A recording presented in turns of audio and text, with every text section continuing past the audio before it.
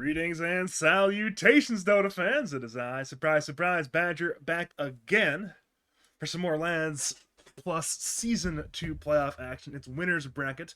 Whatever on the Radiant side, semi-aquatic soldiers on the Dire side. Joined tonight, of course, by temporarily a man who many of you like, and surprisingly some of you may even enjoy. That is Artorius, Dota 2, Lads Champion, many other titles. How are you doing this fine evening? I don't think anybody enjoys me. I'm just here to meme, and people hate it. It's great. Fair counterpoint, fair counterpoint. That was a good round of point counterpoint there, Artorius. But speaking of good rounds of things we have ahead of us, it's a 3-round bout tonight between the teams I mentioned earlier. The DKMP captains, Artem headlined whatever side on the Radiant here for game number 1. Also featuring former teammate of yours, Flash Canoe, former teammate of mine, Keshi, and former teammate of Low Priority Games, Webby1313. On the Dire side, of course, we do have these semi-aquatic soldiers featuring Amateur League Legends Sauce captaining and drafting, former League Legends pro Andy Bendy playing the carry, Cuba's very own Mr. Lens playing the mid lane, former Dota 2 pro player, Rook, aka Jim, aka Strawberry Shark, aka Salvation Salmon, aka Salacious Sea Lion, as well as Diesel, who saw it off later. Not a star starter as the last 3 guys, but that's Dota 2 for you. We got some bands, got some picks. We got Venge, Magnus, Dragon Knight, Furion, Timbersaw, Hoodwink, Doombringer, Veno, Void, and now Ember Spirit banned out. 8-pick Windrunner, 9-pick Tiny. You've a full tapestry. Where do you want to go with this one? Well, Wind Ranger, best hero in the game. Fuck you, Slacks. And I don't know if you saw it earlier today, but Crit played Tiny against Gaming Gladiators and fucking dunked on them. So it's good to see this hero back in the meta. But it's good to see it back in pause 4, not mid, because that shit is fucking obnoxious mid. Unkillable. It is still playable mid, despite the best efforts of Ice Frog to make it played support. It's still played mid sometimes. Yeah. I think it is better on support though. You just have to pick an offlaner like Centaur, like Doom, like Timbersaw, something that doesn't really care if you leave it in lane for a bit, because obviously Tiny wants to do a lot of roaming if possible. But on the flip side, you have the Wind Ranger, who can be flexed into any role, so I'm just gonna ignore it for now, because I'm pretty sure you can just play it anywhere 1 through 5 and it's still good. But they do pick the Centaur War Runner, which is a bit of a counter to it, so maybe we'll see it on support, maybe we'll see it on core. I know one thing you mentioned is like, hey, you want to pair Tiny with certain heroes like Doombringer, of course, banned, Timbersaw also banned, but in Centaur you mentioned as well, and we do have that Tiny Centaur combination, which, again, obviously not the greatest lane pairing, but strategically on a macro sense, they work together perfectly, and later in the game they're also a very combination, so works out nice. Speaking of a hero who could be in that spot inside of the Centaur, it is a hero dear to my heart. It's Tidehunter. I like Tidehunter. You like Tidehunter? Yeah, I don't think DKMP does though.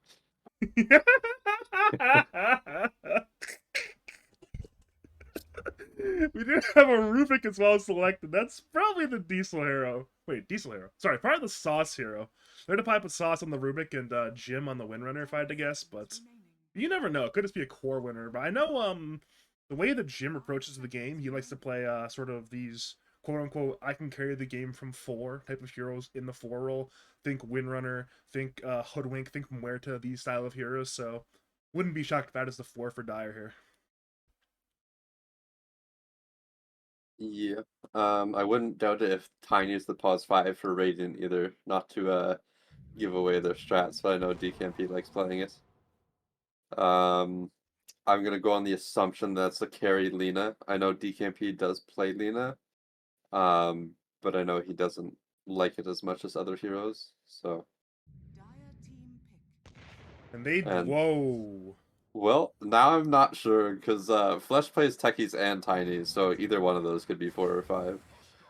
Oh, I really should know. I played an entire season with Keshi. I should know this. I think he plays Techies. I'm pretty sure he plays Techies, yeah. I really should. Wait. And I Wait, haven't wait, even wait, played wait, with him. wait, wait, wait, wait, wait, wait, wait, wait, wait, wait, wait, wait, wait, wait, wait. Do you see? Wait. Do you see what has been selected?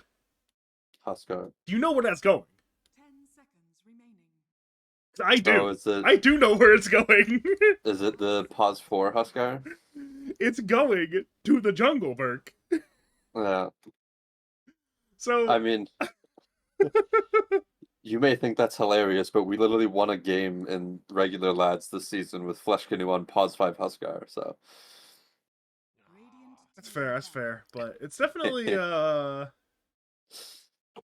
Okay, we saw it in the group stage when semi-aquatic soldiers took on the Church of Carl Deacons. They selected Huskar Jungle and they won. And many of the prognosticators in the lads community said, this is bad mannered.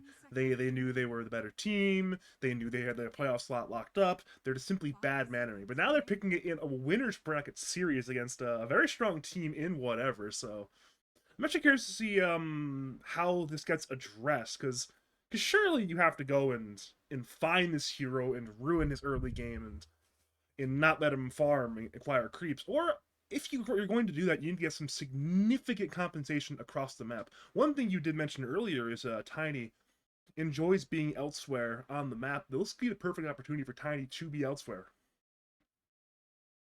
Yeah, I feel like you almost don't need to chase him around the map right now. You have so much burst damage for him that even with an armlet, you should be able to blow him up. I think what you do is you just crush your lanes really hard. Like you have this Tiny that can roam. If this Tidehunter's left alone, he's going to be up against a Lina who's not going to be harassed whatsoever unless they're standing close enough to get hit by Anchor Smash, which I highly doubt if it's Artem playing it and it is carry that he's going to stand right beside the Tidehunter, unless he's killing him. So if this Techies is pause 5, the Tidehunter's going to have a bad time. I think if Tiny's pause 5, Tidehunter might have a bit better time.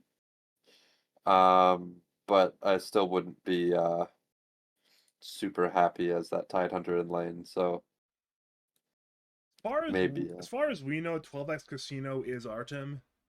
We're not quite sure who else it would be, to be honest. So It's got to be Artem unless it's a stand-in. So I decided to check the captain's chat for Lads Plus just in case. There's no indication that there is a stand-in. If they did, then they pulled a fast one on everybody. So I will say though, I'm not sure if Lens plays mid dazzle. This could be a pretty devious mid dazzle game. it could be mid Tidehunter, 10 seconds remaining. No, but it's I not. highly It's doubt not that going. It's part. not going to be. 5 seconds remaining. There's exactly one person in the Lads ecosystem who's picking mid Hunter, and he's not in the playing. He's currently vaulted from playing Lads, so.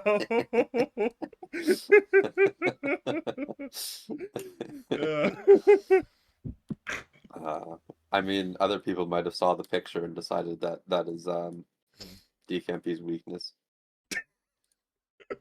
I would say if they play mid tide, jungle Huskar, and win, the amount of laughter will be. I'm not gonna quite say deafening, but certainly semi-deafening. Yeah. I'm assuming they're keeping the Huskar open with the flex until this pick, because they do have the No, Wind no, no. Ranger flex as well. It's jungle. Even though strategically speaking, it would make sense for it to flex. Emotionally speaking, Jim is it will be literally yelling at Sauce. This is my hero, Sauce. I'm playing a jungle. We play with Jim. You know how this goes. Yeah. Mhm. uh, Radiant team pick. that does not Well, help. it does not help at all. Okay, I'm like 82% sure it's Coddle mid, wind carry, tied off, Rubik in the lane support, Huskar not in the lane jungle. I'm like 82% sure it's that. 10 seconds. Yeah, I feel like it has to be a wind carry. It has to be tight under off lane. Remaining. And I'm assuming it's going to be the Coddle mid and the Huskar jungle. Although Coddle Tidehunter is a pretty good lane, as anybody who watched my team play it earlier, smile. Um, you just refresh the spit cooldown, spit on them again. All right, so They they're die putting quite a bit. Lena mid No, for D. not necessarily. That might be No, a mid PA. there's no way. That sounds like a terrible lane for PA, right? Coddle into PA. Don't you just don't you just walk away on Coddle? You have like 55 more move speed at base. Yeah, but if you get slowed, you're screwed. Unironically, you might. I think you might need like multiple points in dagger for a slowed Coddle to be slower than PA at normal move speed.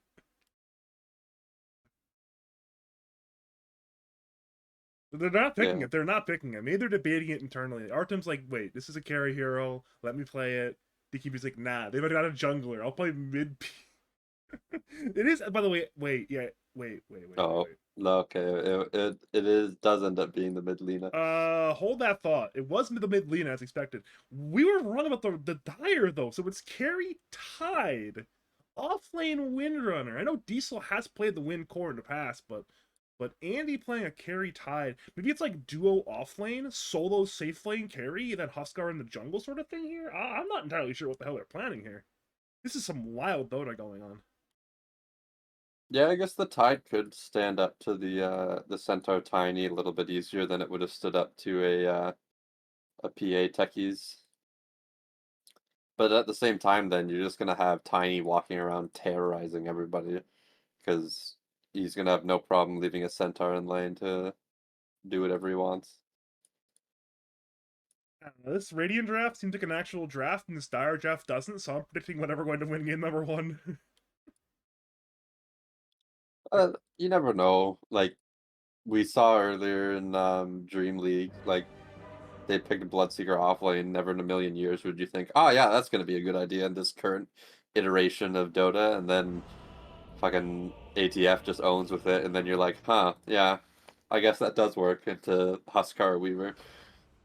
I mean, can win and will win are two very different things, though. Well, I mean, most certainly, given the players on the Dire, their good coordination, their individual skill, there's certainly a chance they can win. But if I were to play this game 100 times with these players on both sides, I would say Radiant win probably at least, 70 times out of 100 with this lineup. Um, I was told there'd be a yeah, mushroom cloud. I think it is kind of entirely dependent on how lanes go. And that's the thing. When you've got 5 heroes in the lane on one team and 4 heroes in the lane on the other team, you have an advantage with the 5 heroes. Like, I know Dota players aren't the greatest at math, but 5 is indeed more than 4. Yeah, but you don't necessarily need to win more lanes as the Dire. You just need to at least win one or draw 2 or 3, right? Because your Huskar, if he doesn't get touched in the lane, like in the jungle, sorry, then it kind of is irrelevant if the lane that he was supposed to be in loses, because you're still kind of getting more out of that lane than you would have if he was in it. Yeah, so you kind of the pressure is definitely on Radiant here to come out of the lanes, swinging pretty much, um, or pressure a little bit on the Tiny to find the Huskar and maybe kick the shit out of him a little bit. Are you enjoying this all chat, by the way? There's some really interesting all chat going on. Yeah. Oh, man. I will say, again, with the item build, we can confirm what we know. It is going to be Huskar in the jungle. Apparently, Boots Observer Ward Clothing Blade is the build that Jim thinks is good in the jungle. I'm not sure. I'm not sure if people have labbed this enough to know if it's optimal or not. But Jim thinks it's good, so it's gonna be the play. I'm assuming you just kite the creeps a little bit, right? Oh, definitely, it has to be. Kite them around. Maybe you do kiting with a little bit of tree cut going on. Make a little tree path potentially. I mean, the QB is probably the most efficient thing, anyways. But that little active can certainly throw some extra tools in there for Jim on this Huskar. Well, you have the built-in attack speed and the built-in health regen, right? So the boots also just moving quicker to the next camp also increases your GPM more than people would think. Well, yes, Right. but you need like at least level 2 to do that. It's at level 1 I'm the most. Maybe he'll get his HP low level 1 and then. skill Berserker's Blood and utilize move speed afterwards? Well, he I don't know. gets the like the move speed from boots to go from each area, right? And Oh, then the surely, surely. Berserker's Blood to kind of. I guess the only problem is if you don't have boots and you just have an item to kill stuff faster. In theory, you'd have more time to regen your health back up a little bit towards the next camp. But I guess I guess it comes down to what's more viable to keep your health low to kill creeps faster, or to keep your health a little bit high so you can tank the creeps a little bit more and kill them a little bit faster that way by not having to kite them. So I don't know. There's too many variables in this to just know a answer straight away. So this is like maybe only work on Dire because the HP regen's only on the Dire side. Yeah. Because you get mana on the Radiant side, HP regen on the Dire side. Maybe he just starts at the regen camps, and then hopefully he could just. The thing is, if he's playing the regen camps though, that's one thing he loses is sort of the mystery of where he is. I mean, they already know where he is, but there's a lot of map he could be on. If he's playing the HP regen camps, he can literally only be in the circle I'm drawing right now, pretty much. He'd be like here to maybe over here. That's about it. It's a very easy for Tiny to walk on up there, come on in, you spell, you spell, you spell. Everyone wants to do that one. Not important though. If you are just joining us, welcome to game number 1, the best of 3 winners bracket lads plus season 2 series between whatever on the Radiant side and Semi-Aquatic Soldiers on the Dire side. If you're just joining, you're in the right place at the right time, because we have a Jungle Huskar, presumably. It's gonna be an absolutely wild draft here from former pro player of many teams such as Happy Seals and Green Sports Gym here. So very excited. My name is Badger. I'm joined by last season 4 champion Artorius, and it's gonna be a fun time. Indeed, it will be. PA and Windranger starting with the exact same build. Yeah, they both got exact same they both got what I'm just gonna call the Tundra build, and it makes sense. It's a high stat build. Yeah. I think it was Tundra who was like the first pro team that was buying this sort of item build in like 3 heroes a game, right? Just like 3 branch wand on like 3 cores every game. I think they were the first ones. I wasn't playing Dota at that point. They were the first ones I noticed that were just doing it non-stop. I was like, that's a lot of damage. So okay, Mr. Flex Seal, man. So they placed a ward here, by the way, to scout out the camp. So Jim plans on playing to the east of this ward, presumably. That's a very early placed ward, though. I'm not sure if they were scared of like a 5-man movement to block the camps, perhaps, but as predicted, it will be Andy playing the solo safe, Diesel playing the duo off. So it's going to end up being a sort of 1v1 lane between Tide and Centaur for now. Keshi on the Tiny, he is playing bottom lane in a 3v2. Flesh Cube taking some damage. Dagger in by Artem, aka Vagabond. They'll go in for Win skills and uses the win run. Diesel, I don't think will die here, but he is quite damaged. Flash Canoe, actually the bug grenade might get the kill barely. It'll be close. He's trying to regen. On 5 HP, Diesel survives. But again, a favorable trade, and now Tiny can go top lane and begin his odyssey towards Jim. Yeah, there's definitely a good trade. The Win's gonna have to use all 3 tangos now. I don't know if he's skilled a little bit preemptively there. Could have potentially skilled Avalanche or Toss and maybe got the kill on the Windranger in First Blood, but you know, sometimes it's hard to argue whether getting First Blood is worth it or just leaving the person on 1 HP. So. And there were some tangos in the courier, but even then, after all the tangos have been used, Windrunner's still about to actually die bottom lane. Speaking of, was that a missed blood grenade? I don't actually know. Regardless, Diesel is alive. And I think it was a blood grenade on Sauce. They wouldn't have had any blood grenades left on Radiant. That makes sense. I was not counting. Thank you. Alright, back to Jim's status. He is just playing Mud Golems right now. He's found Keshi. Keshi, again, has that tree. He takes the water. I'm watching this. This is fun. This is a once-in-a-lifetime opportunity, perhaps. Look at the T for it. Oh, no. I'm sure it's a good D word. A lot of experience for Keshi. He's getting close to... Not quite sure what happened to mid lane. There was a bug, apparently. DKMP's courier is dead. Back over to the most important action, though. It's Keshi versus Jim. Keshi takes a second tower shot. At the very least, Tiny getting a lot of Jim's experience leached right now. I'm not so sure it was a bug. DKMP likes trolling. He might have just screwed up and said bug. Oh. This is why you're here, you know? You have that personal effect from... You've got, what, 2 seasons of Lads? And is that it? Just 2 seasons of Lads with DKMP? Yeah, just the 2, I think. Unless I'm misremembering, but I'm pretty sure it's only 2.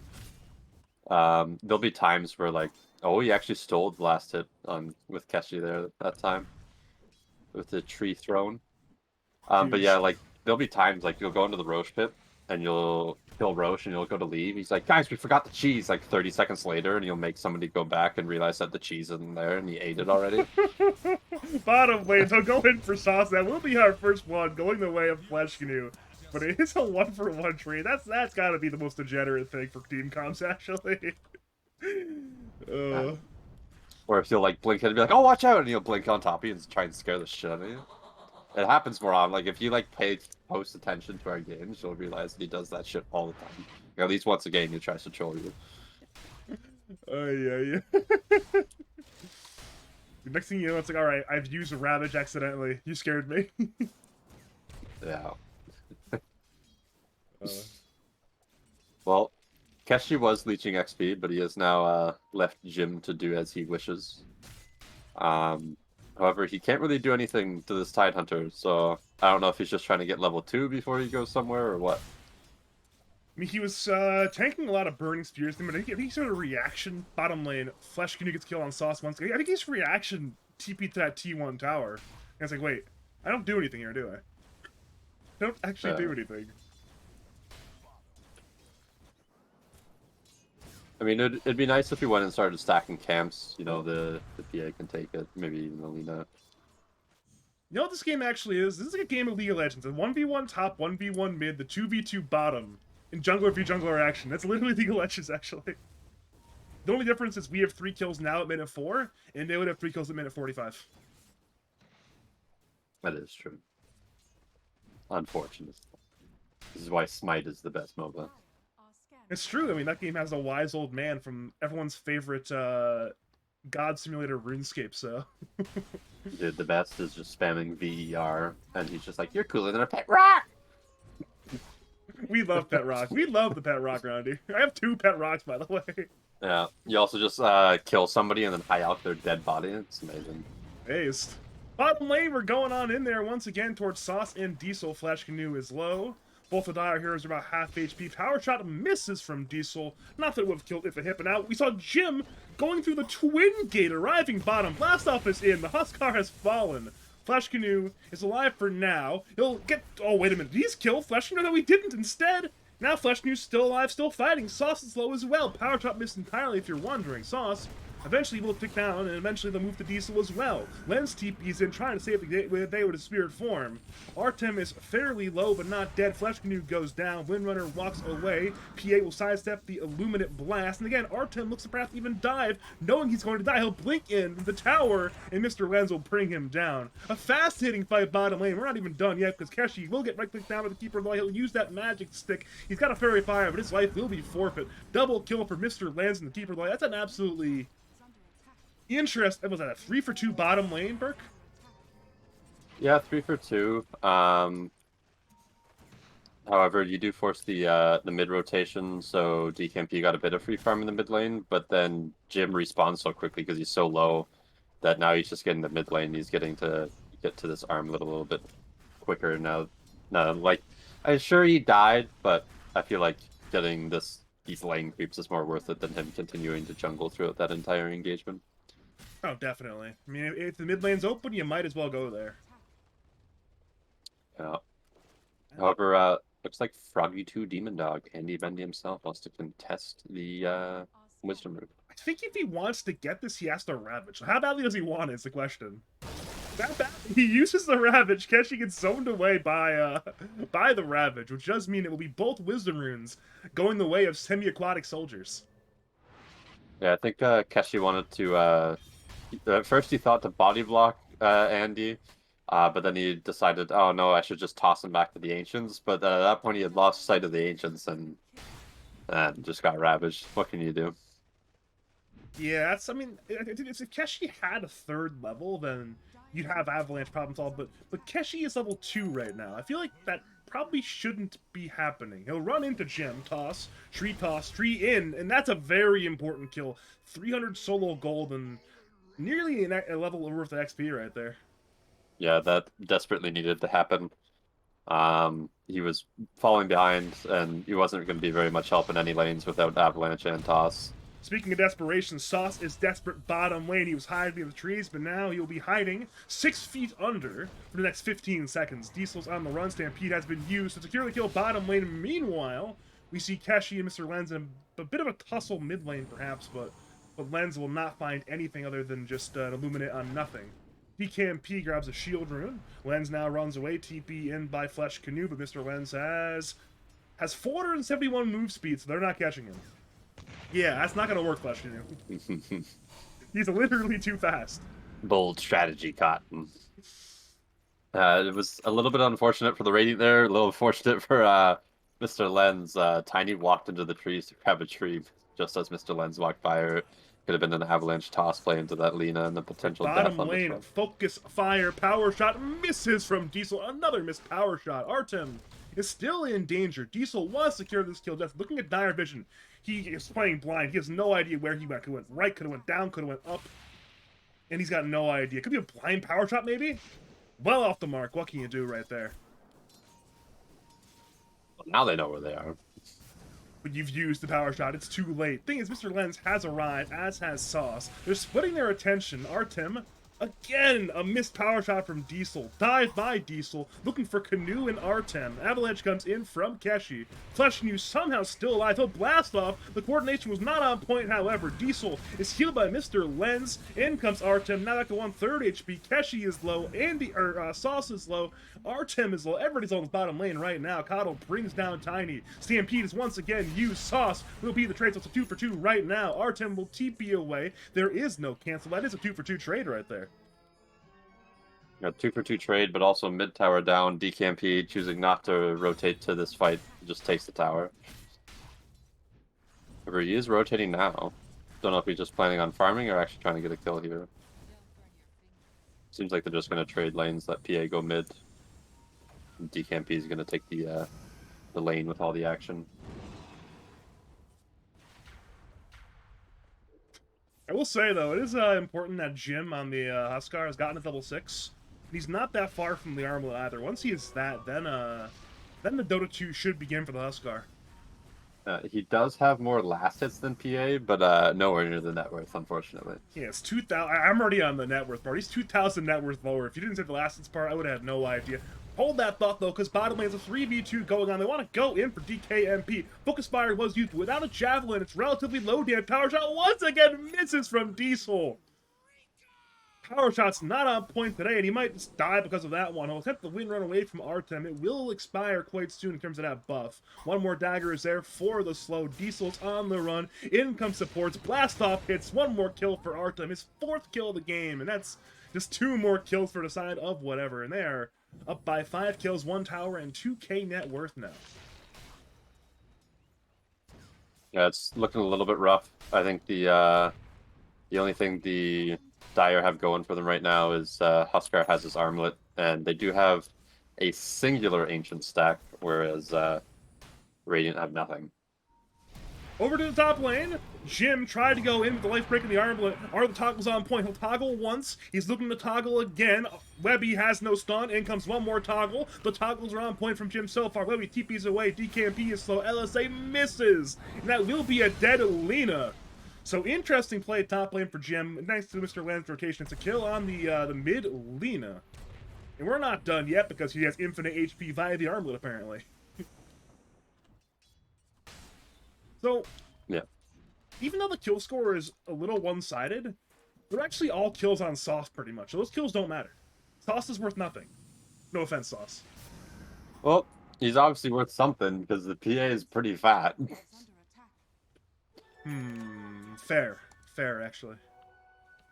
I think they would be worth nothing if they were spread out across the team, but they're all grouped up onto the PA, who's Speaking of PA, now, she's found the Huskar. Life break in. Blast off. No, it's canceled by the Q of Jim. Well played on Huskar. That will be a dead PA. It will be a trade, so both the Huskar and the PA go down, but that is trading up. If you're playing a jungle Huskar, now they'll head for the canoe. All chat from Andy. Focus fire from Diesel, looking to run down this techies. DKMP is nearby, but he's not even needed. The canoe simply walks away. yeah. Obviously, in theory, you don't want to see a Huskar dying in the early game, but when he's your jungler, it kind of makes things different. Especially when he's killing the most farmed hero in the game of PA. It's one of those things where, with the way the net worth is looking, we probably need to treat Jim like he's an offlaner, because Diesel is not an offlaner right now. He's got no javelin at minute 13. Yeah, it's been a rough lane for him for sure.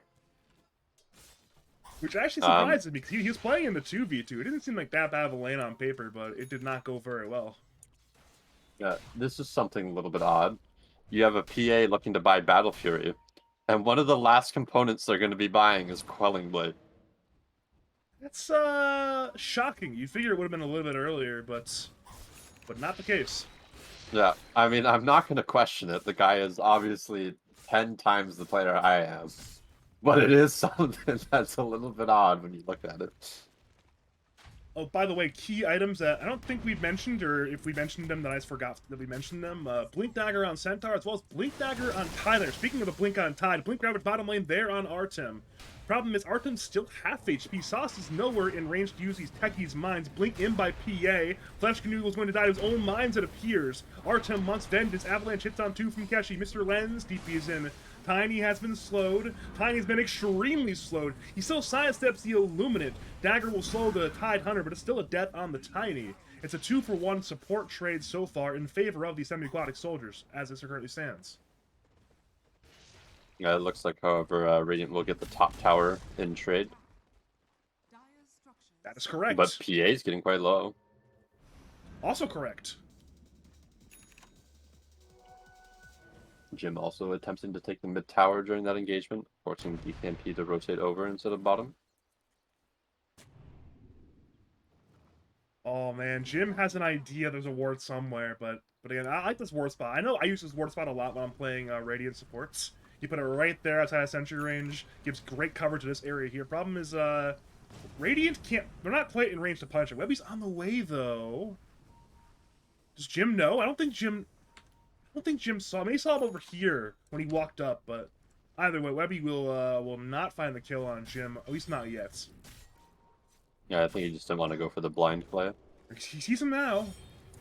He's still okay, so he'll blink away. He life breaks all the way into the river. Problem is Radiant still are nowhere nearby the Huskar, so Huskar is fine.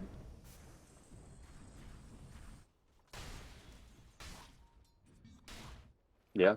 I think Webby maybe goes for that if he has a bit more points in Hoof Stomp and Double Edge, but instead he went for this Retaliate build, so... Yeah, very sort of passive farm heavy build. Bottom lane Stampede is using a Keshi away as Radiant initiate into the top lane as well. But both Diesel and Keshi, the respective targets, both escape for now. Keshi's fine. If Sauce goes through this twin gate, he'll probably die, so he'll think against it.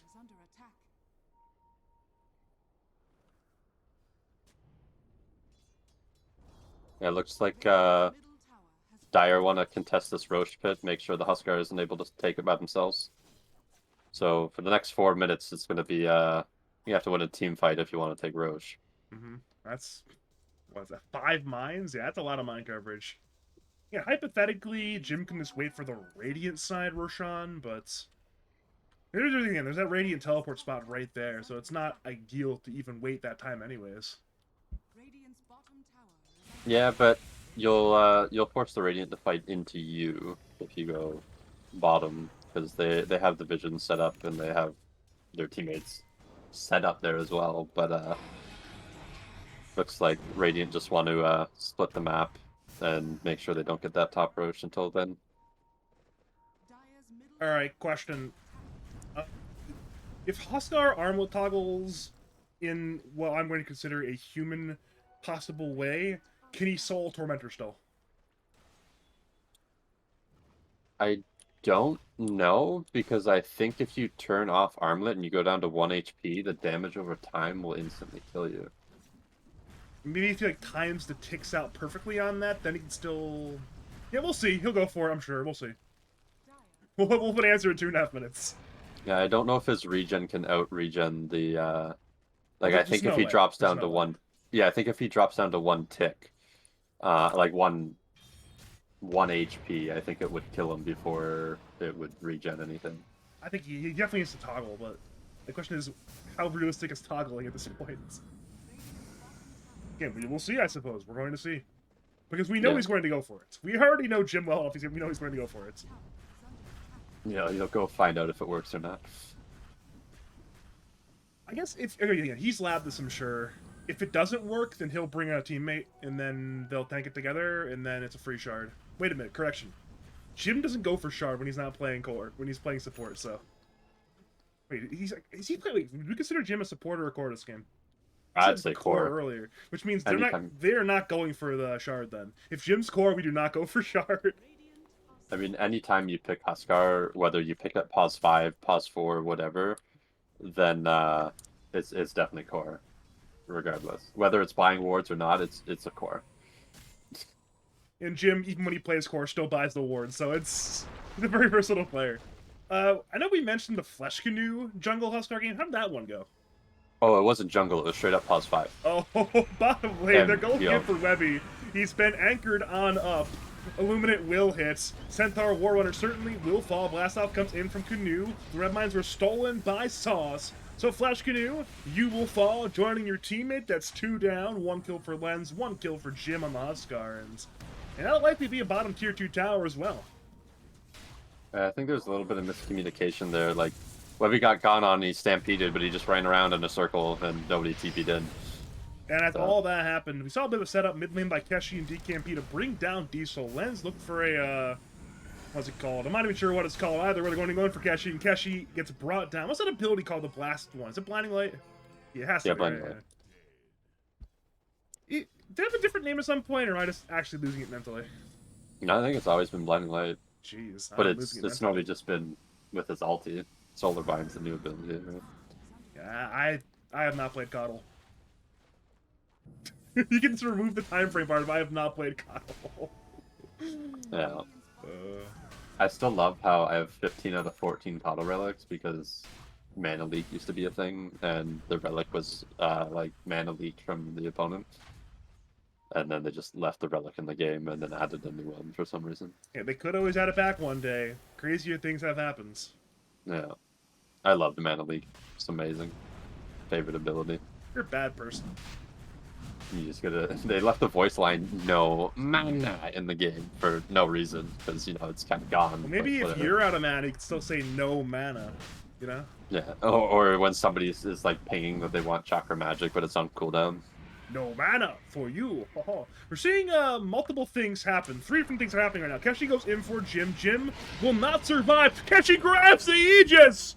What a huge play from the Tiny. He's tipped by Canoe. Meanwhile, it's a fight in the top lane. They went in for Diesel. Lens will get away. Meanwhile, bottom lane are fighting there as well. Andy goes for a tower. Radiant, Glyph it. Ravage is not even needed. But the tower is denied by Artem, so across the map, 3 kills. An Aegis, a Roshan, and a tower denied for whatever. What an absolute huge win. That was quite the play. He managed to get around a ward, around, what was it, 2 red mines and a watcher. Oh, 3 red mines and a watcher. Kill Jim and take the Aegis and TP out. Like, that's just ridiculous. And then on the flip side, yeah, they get they get the kill top. I think that's Andy's first death to bottom.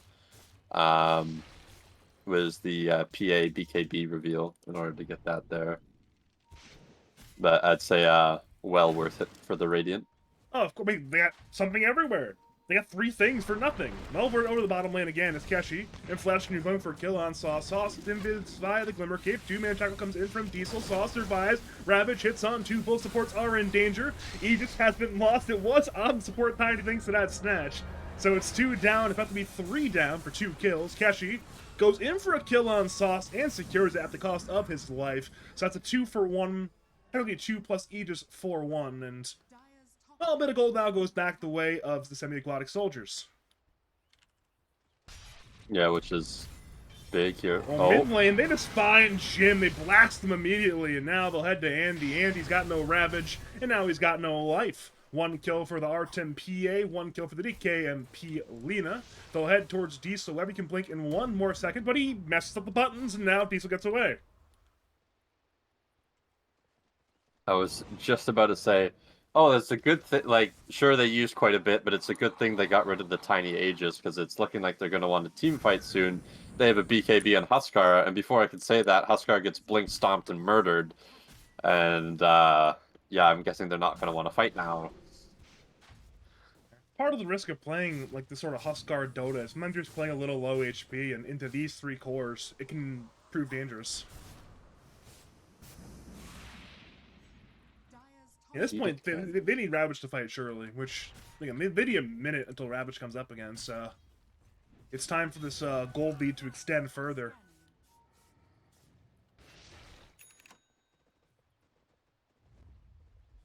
Yeah, they definitely have the Dire in a position that they're probably not too happy about. PA about to finish their Desolator, has their BKB. And Roche isn't alive, so they can't go get a Roche or a Huskar here.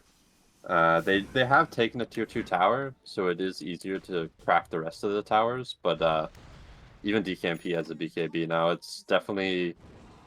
If they had a power spike because of Huskar, I don't know how to consider that a power spike, because he's jungle instead of mid. Because, like, Huskar typically wants to win the game before anybody's ready to come online, and now the Radiant's starting to come online, and I don't know if that's a problem or not, because it's jungle Huskar, not mid. Yeah, we're gonna say it's a problem, because Huskar just plays Dota a very particular way. And once you're out of that sort of happy zone, then things get a little more dicey. I could be wrong, and I'm not a Huskar expert, but that is my perception, at least. Yeah, I mean, at the end of the day, they have 4 cores, so maybe they don't mind going late. But the problem is one of your cores is a carry Tidehunter into a PA who has built-in break. So I don't know how I would feel about going late. And, like, your other core is a Coddle, who, sure, is fantastic late game as a support. Because, you know, he farms really quickly as a support. So you kind of get this early game power spike from the Coddle, too, who isn't necessarily going to fall off, but isn't going to feel like, ah, yeah, that's my mid laner who they have to go on sort of deal. I think if Diesel was as farmed as we'd hope he'd be, then this would be a much more playable late game, because you have that winner damage, but you just don't have that because he, despite playing core, has support net worth right now, therefore he's got no items. Yeah, it's definitely rough playing into a PA when a Tiny can rotate. But I don't know. I feel like he should have a little bit of farm, but I guess that might just be the Huskar coming into effect of taking his camps, and maybe he feels the need to apply pressure on the map and join fights while his Huskar continues hitting jungle creeps. I don't know. It's just such a weird thing to analyze, because it's the jungle fucking Huskar. It's times like this where having, vibes-based analysis rather than actual analysis-based analysis comes in handy. Yeah. Fight is brewing, bottom lane, through the twin gate, go whatever. Keshi has been spotted on the Dire Observer wards, they know he's there. Shackle will not latch, Avalanche misses. In comes both teams. Stampede has been used, Blast Off misses. Ravage is available. Link Ravage will hit on 3. Diesel is already dead, however, Illuminates Hits 4, but nobody is dead.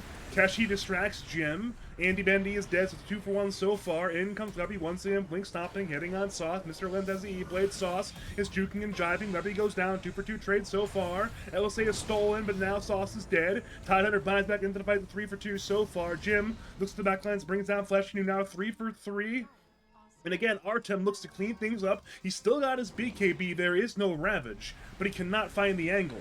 Dyer go in for DKMP. He'll attempt the TP, and it will not work. Big kill there. Now PA wants to end. It's critting and slamming Jim into the grave. That's a 4 for 4. In comes that BKB. Going in for Tidehunter. Tidehunter kites him on around, but so does Lenz. Again, the BKB will end right here, right now. He's slow. He'll blink away. Tide can blink in 2. They're hunting the PA. Dagger is there. Blink in by Andy Bendy. The Gush. Danker Smash. The return Fan of Knives. Again with the E-Blade. They're kiting around Artem. He can blink again. This time to the east. Tiny now responds. He can blink an Avalanche, but has not done so quite yet. They're still kiting around Andy Bendy. Fan of Knives is up in 2. Blink. Avalanche. No toss quite yet. Toss, but it's there the PA instead. Fan of Knives hits. Lenz is still kiting, and the crit brings down Andy Bendy. That's 5 dead on Dyer side. They'll head to Mr. Lenz, who will self-E-Blade and TP. The cancel is there in time, however. Blink in now by Webby. Hoof stop on Coddle. Coddle is dropping. Sauce will try to save him, but in comes Stampede once again. Lenz to fall. Fletch Canoe is there to blast off. 6 dead. Now 7 dead for the semi-aquatic soldiers. An absolute massive 7 for 4 win in favor of whatever. Yeah, that was a huge fight. I can understand the Dyer's need to buy back and fight there. Like, you know, they had amazing vision for that fight on the high ground to start over here, and then they had the other vision placed here after. And they thought they could probably see any reinforcements coming in with this ward too, but, you know, unfortunately for them, Keshi came in, just walked into the fight. Obviously, TP was on cooldown for the start of it. Or maybe just TP to the tier 3. I didn't actually see. We're not done yet, because Jim just died. Oh, no. Yeah, the PA kind of just has Nullifier now. That's looking rough. That sounds like a problem. That sounds like a big problem, actually. Yeah. It turns out when you play against the rank 100 carry, the rank 100 carry is good at Dota, it turns out. Yeah, especially when they get as good of a lane for themselves as they did. Smoke up on 2, they've popped it on the Canoe, but they've also popped it on DKMP. Meanwhile, mid lane, Artem looks for Mr. Lenz. Blast off hits on Diesel. Diesel will try to run away, but there's too much protection. He ends up going down. Now Artem blinks in for Lenz. Lenz has E-Blade. He'll try to walk away, and he will do so for now. Dagger hits blink in by Artem, but Phantom Knives misses. They're kiting around PA. She has no BKB, but cool from killing Jim early. Ravage will be there on 3. Buyback from Diesel. Can they find the PA, though? The anchor tells Dyer where she is, but now the anchor is dead. Blink in by Andy. Now he's being kited. Radiant, find Lenz, call it the fall. Now Phantom Knives there on Tide. Tide has been slain. It's 2 cores dead, and at this point, an absolute disaster. LSA and Tuskar. Laguna Blade to follow. Jim has no BKB either, and he'll be dead. One more death. That's 4 so far in the fight for the semi-aquatic soldiers. Sauce will do whatever he can, but all he can do is die. That is a 5 for 0, I believe. Absolute slaughter once again, and it cost you a buyback on Diesel. Yeah, that was just so rough.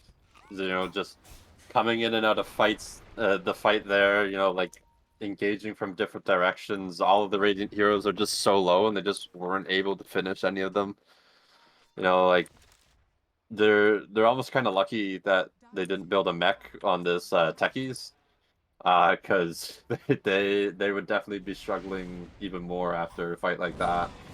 You know, like the Tiny was stupidly low, the Techies was stupidly low, the PA got stupidly low, even the Lina got stupidly low, and it was just they just couldn't focus one person down. You know, there's just too many saves. They had Glimmer Capes, Force Staffs, tosses. You know, Techies running in, throwing his body at them.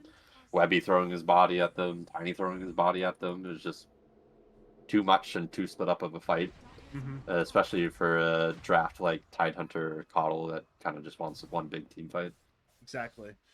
And if anything, heroes like Coddle want to be the ones kiting heroes around, but But in this sort of game, it's just so easy to get on top of them. Even if, say, you escape one hero with your Force and your E-Blade and all that. Oh, speaking of, they find Diesel. Diesel gets used up by Keshi.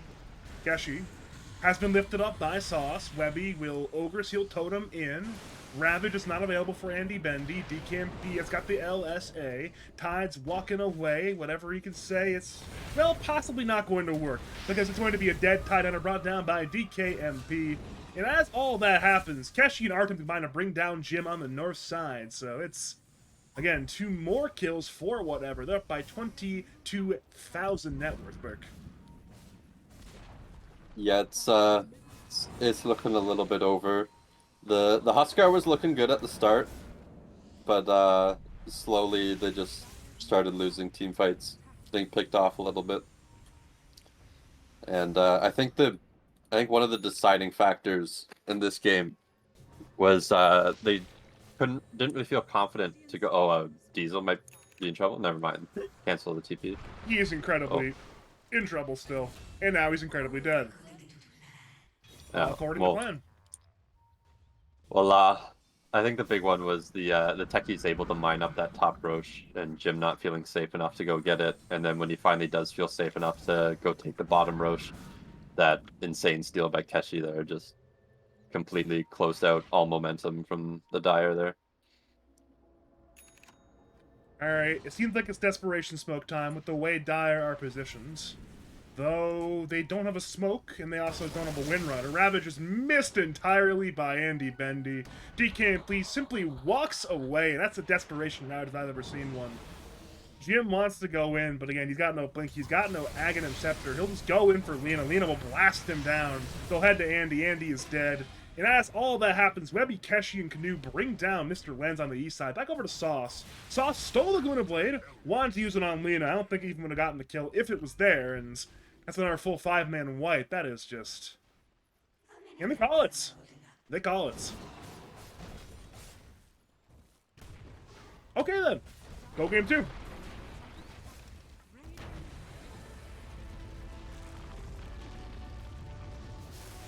So, what went so wrong there? Obviously, a lot went wrong there, but what specific things do you want to highlight that went wrong there?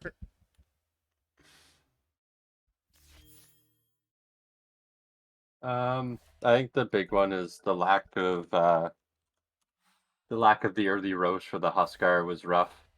The fact that Tiny was able to slow down his early game levels by leeching the XP, even taking some of the last hits, and then rotating bottom, pressuring bottom a lot, giving a lot of space to this PA.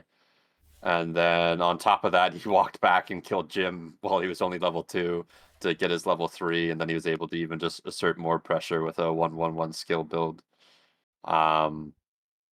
I think they had a good thing going with the Coddle rotating bottom, as well as Jim kind of recovered that early game lead that the Radiant kind of had due to the Huskar jungle. But then it kind of just got blown out of proportion with that first team fight in the PA BKB reveal.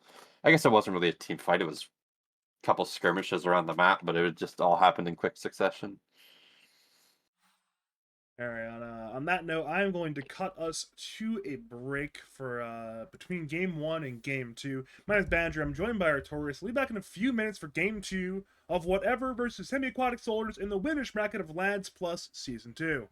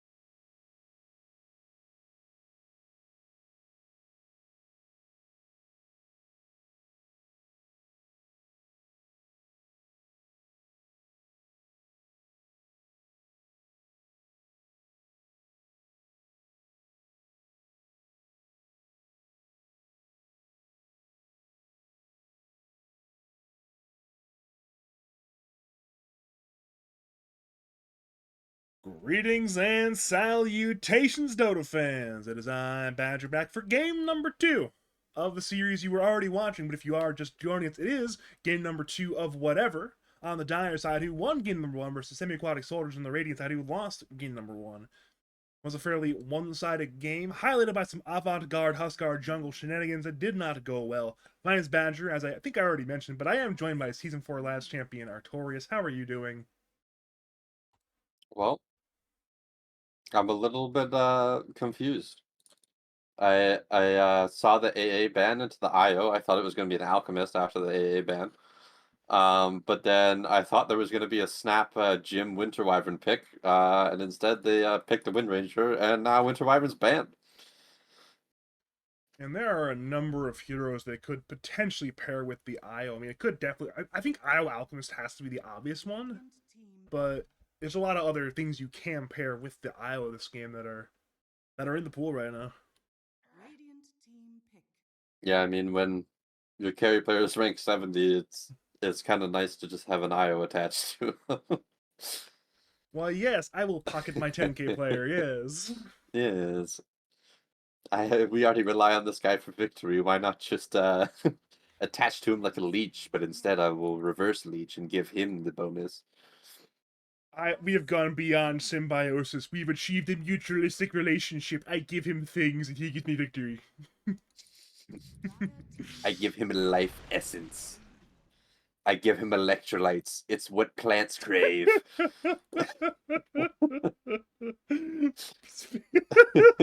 Speaking of what we crave, though, it is mentioning the picks and bans that have been done so far.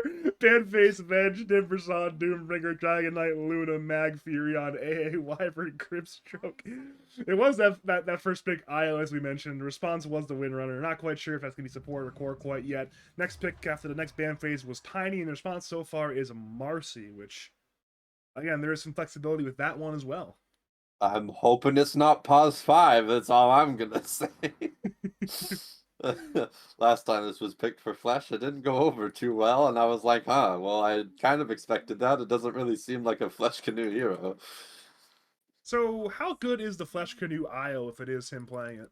I don't think it's a Flesh Canoe IO, to be honest. Normally, whenever my team picked IO, they stuck it on me, so...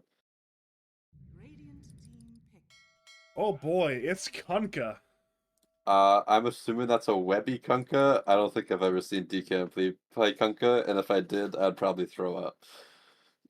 Well, you might need to get the barf bag ready depending on how this draft ends up going. So, I mean, anybody can play Kunkka, so. Well, unless your name's Attacker. I mean, what? The only guy... I know, that's baseless flame. That's baseless flame. The only guy who can play Kunkka.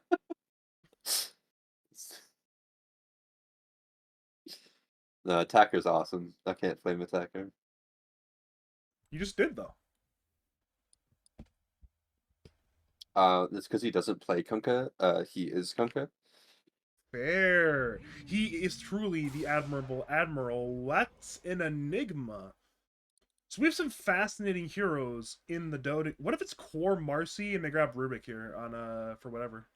That's what I'm assuming it is. I feel like this is going to be a Flesh Canoe Rubik incoming, or even a Catchy Rubik. I think they both play Rubik. Catchy definitely plays it a little bit. Yeah. Definitely. And the one thing I don't know if I like is the Enigma into IO. Like, in theory, you'll catch the IO with the person they're tethered to. But at the same time, if the IO, like, if they're winning and the IO doesn't need to already be attached to them, they can easily just relocate them outside of your black hole. Or they could even sustain through your black hole because there's an IO. So I don't know how I feel about the Enigma. It could work out really well. It could work out disastrously. Wait a minute. Aren't literally all 4 of these heroes gem heroes? I think so. I haven't seen him play Marissa before, but he's a big Muerta 4 enjoyer. Yeah, but that's kind of gone. Yeah, there's the Rubik. Yeah, not surprising. It seems like an obvious pick. Though, outside of stealing Black Hole, there's a lot of good stuff you can steal still. Nothing as sort of like big ticket steal as Black Hole, but I mean Shackle's good, Avalanche is good, Muerta spells are good, surely, so. Yeah. I mean, even Toss is good. Gives him another way to cancel TPs that isn't melee range, that's not X or your own Q. No, I guess you have to be in melee range, but I'm assuming you're buying a Blink Dagger or you're a fucking Rubik. You know, you've seen. I mean, I'm not sure if you've seen some of these Rubik builds recently, but it's been like Glimmer Cape, Dagon 5, Shard. Like, there's just been some wild stuff with the Rubik players. And I'm not sure if there's been some like lead in the water or something, but they've been buying some really wild stuff. If it's Flesh Canoe, he's going Blink, though. Fair, fair.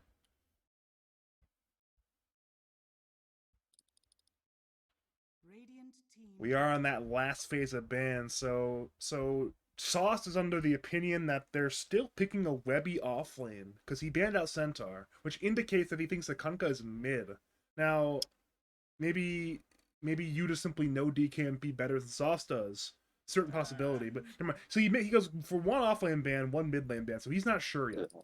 I feel like it's definitely a carry Marcy. I know Artem plays that, and I feel like it's an offlane Kunkka, and they're picking a mid laner. So I like the Storm ban. And I believe that's why Puck was banned. DKMP is always like incredibly freaked out by Puck. Whenever he like knows the other person just had like even has like one game played on Puck, if he's like, oh, we have no stun for Puck, ban that shit. And I think it's just because he's a Spirits player and he doesn't want to have to play against Puck if he wants to pick a Spirit. Understandable. I mean, it's like all right, I had to counter Puck. I did like a BKB or a Wind Waker. I'm good. I'll just not buy that instead. Yeah, typically he likes building Manta on his Spirits and just getting out of silences and dodging stuns that way. So Puck kind of screws him with that with Dream Coil. So He's got 2 pub games in 2014. Ban the Puck. although it'd be interesting to see if he picks one of his other heroes, such as Ricky or Omni. It doesn't seem like a good Omni game, but he might be inclined to pick the Ricky here. The duality of man. Oh yeah, high skill, high intensity spirit heroes. Yeah, Ricky and Omni though. We're to throw that in there too. I mean, Ricky's relatively high skill with your Blink Strikes and Tricks of the Trade dodge. Come on now. A little bit, but not. You compare it to like the spirits. It's not comparable. Yeah, I mean, yeah, it's not like high skill like Spirits, but Like spirits, Puck, SF. Like these are not Magnus even. Like I mean, I guess I know Mag's a little bit lower skill with the harpoon stuff, but Magnus is still way more higher skill than Ricky. clearly you've never seen my carry play SF. Oh, there's the Zeus pick. Yeah, that's the other hero. What do you do by like Mech Deso or something? No, he just didn't skill raise all game. I was playing Coddle and I never chakred him because he didn't have raise. I'm sorry, what? We won, by the way. What do you mean he didn't skill raise? He beat logical Dota 2 with that build. How do you feel about that? Logical. Okay, I'm not going to talk about logical for that one. We do have a Zeus selected though. That is presumably the DKMP mid, correct? Yeah, 100%. I'm interested to see if he goes for the Phylactery though, or the Lightning Hand, or a bit of both. I think we're probably heading towards a bit of both. I've seen like a lot of the successful Zeus team doing like the mix and match where you get a little bit of both. So no matter what situation you're ready to go for. Yeah, because it seems rough to right click into like a Murta or a Wind Ranger, but at the same time you have an Enigma, so like the clear from the Shard would be really good. I will say though, this is a good situation to be in for a 24 pick. You got literally 4 flex heroes. You can go any direction that you want. You have a little under a minute to figure out what you're going to do with it. It seems like DKMP's under the impression that Radiant are going a mid for Lens though. But I know he plays mid Tiny. I think he plays mid Wind as well. Yeah, but I don't think you want to play either of those at a Zeus. Maybe you'd be okay with the Tiny, but I feel like the Wind would be rough. You'd have to sustain your health, and then once you hit 6, you can maybe kill him. And there's the Lesh Wreck. It turns out DKMP was right. It's a mid Lesh for Lens.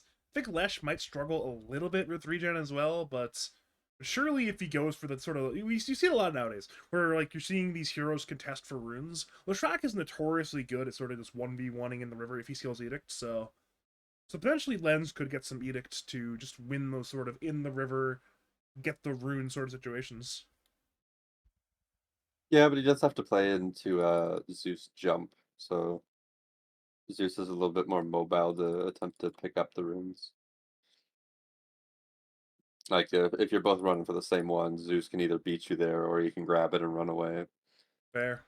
a little bit easier. I mean, it's nothing like an Ember Spirit that can throw down a Revenant and then just go to the other one. Mm-hmm. But he will have the advantage with the tiny rotating compared to the Rubik, though. Speaking of, it is Keshi playing the Rubik, Flesh Canoe playing the Io. You made some possibly negative comments towards the Flesh Canoe IO, but DKMP trusts in it. It is carry Marcy offlane Kunk as expected. For Radiant, it'll be the carry Wind, mid Lesh as we mentioned, offlane farming Enigma, offlane support Muerta, and then safe lane support Tiny. Assuming that that is the case, it could potentially be Jim playing with Andy in the safe lane, but we shall see. Thinking I made negative comments towards Flesh IO. He's probably perfectly capable of playing IO. I It's mean, just okay, normally you said it's not his type of hero normally, right? I'm paraphrasing here. You said that whenever it was picked, you play it. I don't think your IO is particularly good. Therefore, his IO must be worse than your IO. So that Clearly, therefore, you haven't seen my IO clips. therefore, it's a derogatory offense. Well, I mean, it's like Winter Wyvern too. Like Flash can play Winter Wyvern, but when we pick Winter Wyvern, why not put it on me when I have more games on it? Same thing when we want a Rubik, why not put it on Flesh Canoe who has more games on Rubik than I do? Do not compare your IO to your Winter Wyvern. Your Wyvern is good. Your IO is passable at best. I don't think you've even seen my IO. I've seen your IO. If you are just joining us, welcome to game number 2 of whatever, taking on Semi-Aquatic Soldiers. As it currently stands, the Semi-Aquatic Soldiers are playing on the Dire Tri-Camp High Ground. I do not believe Dire are aware, despite having this watcher. Speaking of Dire, it is whatever. My name is Badger. I am joined by Artorius, and hopefully we have a fight brewing. There's a lot of pings going on, but the actual fight probably won't actually happen. Never mind. Yeah, I mean, you'd love to see level 1 rune fights, but neither team is particularly good at the level 1 fights here. Like, Lash is good, Wind Ranger's alright, Tiny's good, Murta's good, and Enigma's kind of meh, especially with demonic conversions selected first. Typically, you'd want like a Malefice at a level 1 rune fight. But the problem is, when you skill Malphus level 1, your throne instantly falls, because the game knows you've lost, so... Yeah. Because he simply could not do so. You don't want to skill that first. That's why I'm saying it's not good in a rune fight. Enigma at least, right? But yeah. Not quite sure what Artem chatted for, but he did chat. I think it was because they immediately found their ward mid. Keshi went and checked for Radiant Vision behind the tower, didn't see it. They saw him on this ward, I think, walking in this direction, so yeah. I think that was how it ended up happening there. Yeah. Although that is kind of double ward coverage there. Unfortunate.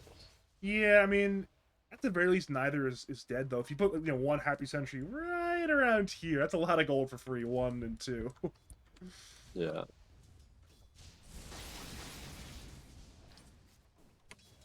I do like that they put the Tiny in the lane with the Enigma. However, that does leave 2 ranged heroes bottom, but it's into Kunkka, so Kunkka's not having a fun time right now. I feel like 2 ranged heroes normally isn't the problem. There's specific lanes where you want that, but usually it's not a huge deal. Over to top lane, Marcy and Io are winning these trades. Diesel's Courier is dead. Flesh Canoe might end up going down, however. 1 more hit will do the job, and the Blood Grenade tick will finish it. Sauce secures first blood, bringing down Flesh Canoe. Yeah, just a little bit aggressive there. Marcy not having Dispose or Rebound yet, opting for the sidekick level 1 with the IO. Get that regen out of the lane. Until the very end where the Io and the Marcy got split up. The fight was being won. The trades were being favorable. It's just they split up and then stopped being good. Speaking of, we'll go in for Diesel once again, winning this trade, and this time there will not be a death quite yet. However, the lane was pulled, but Dire should be able to keep their creep wave in front of the tower, so it won't really reset creep aggro. It'll just allow Enigma to get a couple creeps free of being denied.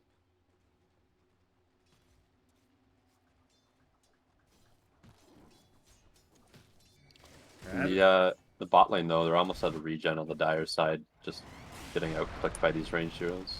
On top lane, it's time for heroes to die. The one who will die first will probably be Sauce. Diesel wanted to do something as Artem, but it's a little bit too much sustain, and Mars will be fine. You're seeing that bottom lane?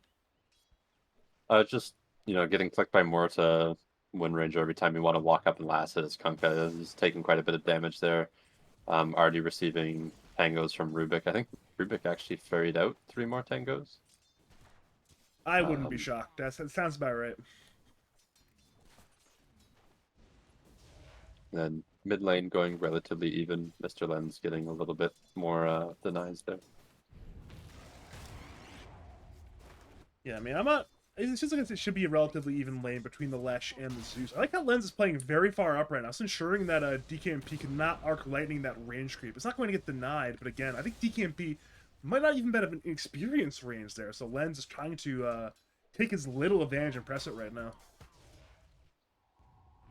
Yeah, he's definitely doing it successfully, having a bit more resources, having that magic wand that he can use, and obviously just straight up more health and mana. Well, top lane, it's time for heroes to die, and it will be both supports, the Tiny and the IO, dying.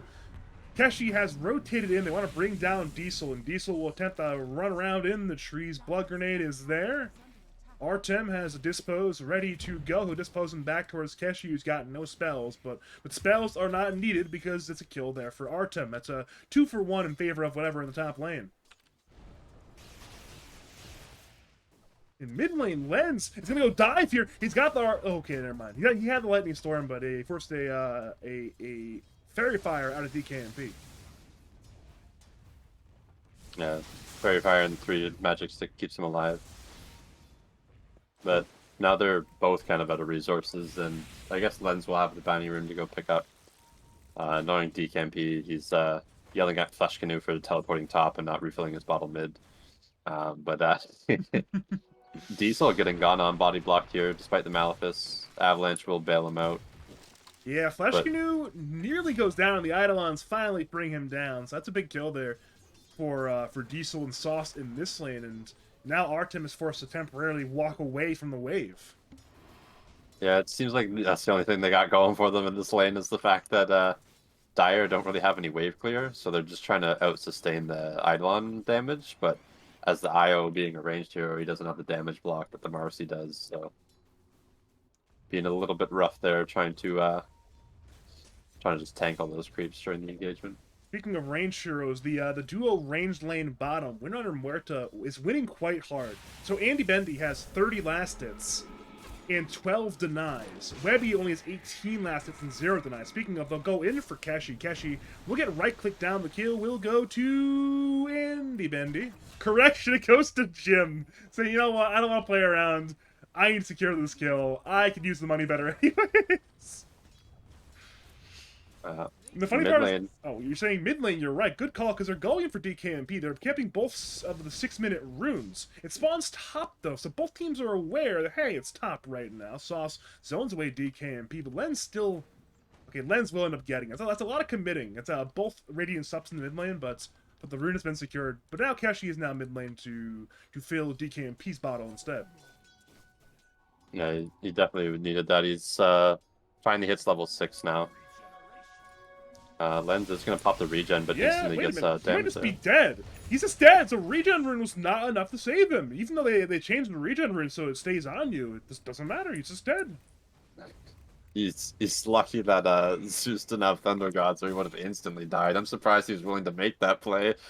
Like, I was sitting there thinking, oh no, he doesn't have Thunder Gods, but he just kind of ran in with like 200 HP. I don't know.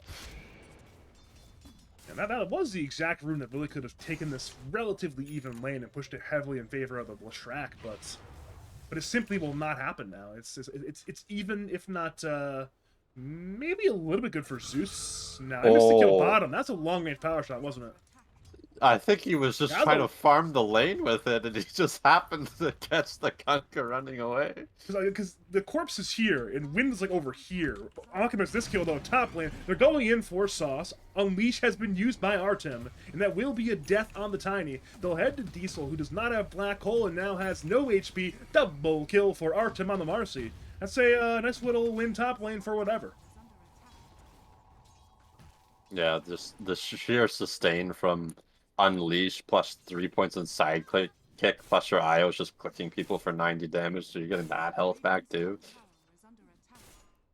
It's just nuts. You did go for the 3 points in overcharge instead of the 3 points in tether, so they have a little bit less sustain numbers wise, but obviously that overcharge helping Marcy while her ult's on cooldown and before she had her ulti. All right, that's 2 runes in a row going to Lens, though. This one's a lot easier to get than the last one. It's a shield rune this time. Yeah, never lucky as DKMP says as he goes to the wrong room. Yeah, I mean, that's mid lane for you. You try to roll the 1 and 2s, you just don't get the 1 and 2s. Meanwhile, not only do they get 1 and 2s, they get like 1 and 12. It's like, man, I hate Dota. I wish I was side lane right now. Yeah. However, in 30 seconds, the bounty runes will spawn, so mid laners can grab those as well. Obviously, Leshrac probably looking to make a play or farm very aggressively with this bottle shield rune before going to pick up that bounty. Whereas DKMP might be inclined to even steal one.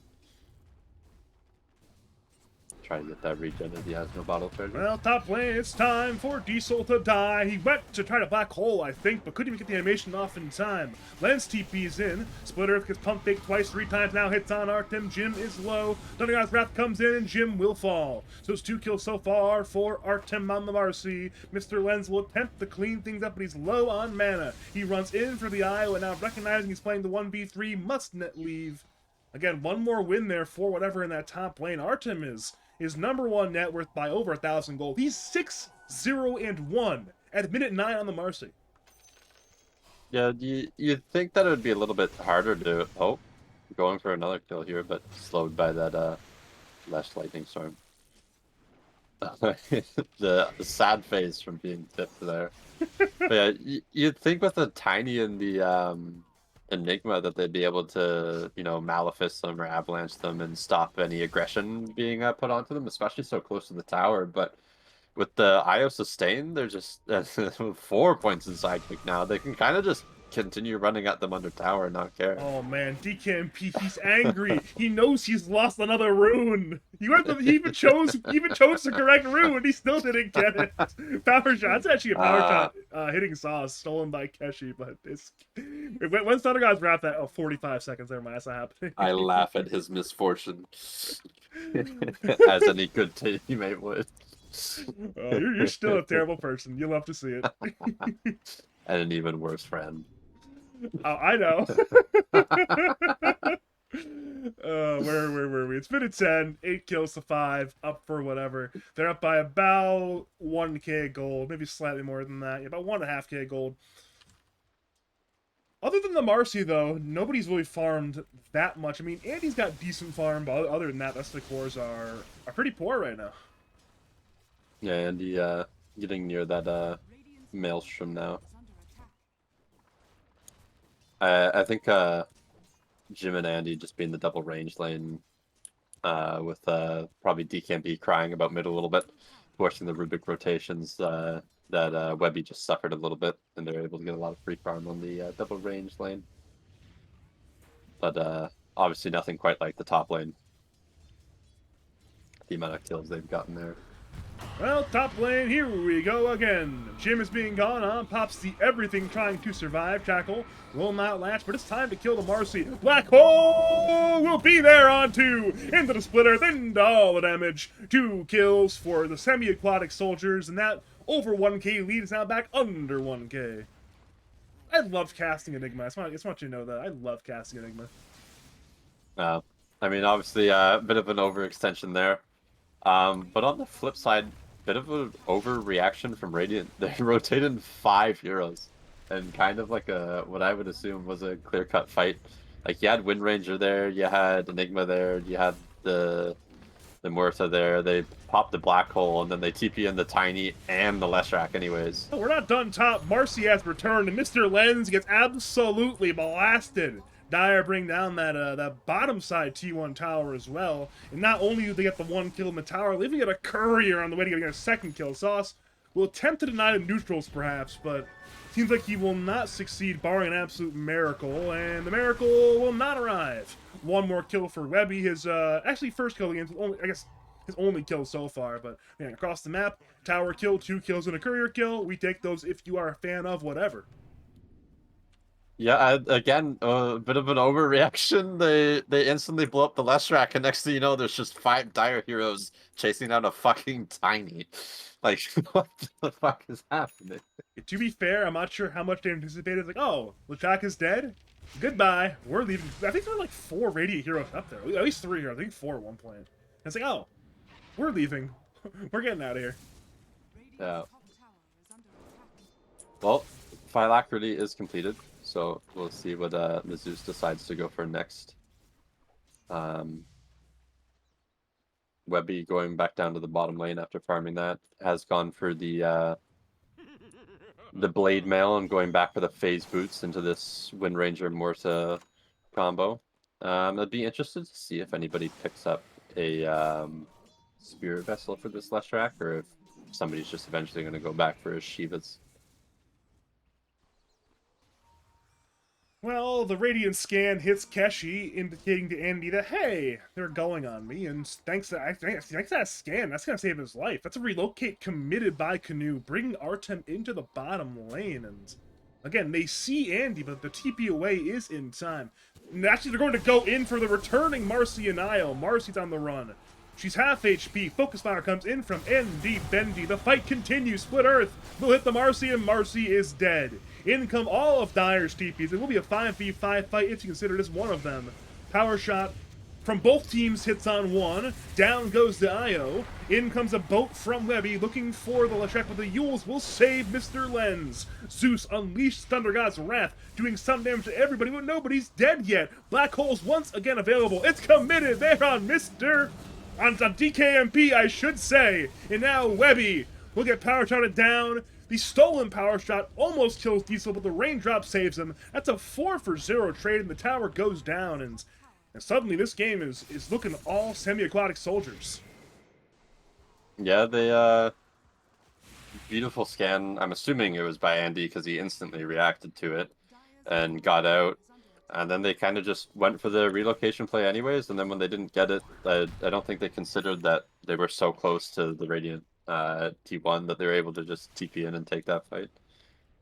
And then Black Hole coming up just in time to keep Diesel alive and kill DKMP there. And the funny part, too, is the scan was super early. Like, his sense was even faster than Dire's movements. He just knew something was coming. Like, hey, there's a suspicious lack of Dire heroes in the map. Something must be up. And it was. It turns out it was up. Yeah, I'm assuming Dire willing to take these team fights right now because they feel the Marcy's very strong, you know, picking up this Aghanim Scepter. But they have a lot of kite ability on the Radiant, and Kunkka went this Blade Mill first, so he's really far away from Ags, so he, in theory, should not want a team fight right now. Especially with this Leshrac heals. Well, speaking of Marcy, it's Marcy versus Muerta. And while Muerta will not get a fair 1v1, instead it'll be a 4v1, and that will result in the death of our good man Salivating Salamander 37, aka Jim. And Dire even scanned Roshan. They suspect something might be up. Little do they know. Radiant are not... Well, I guess they know now, but Radiant were not in Roshan. Yep.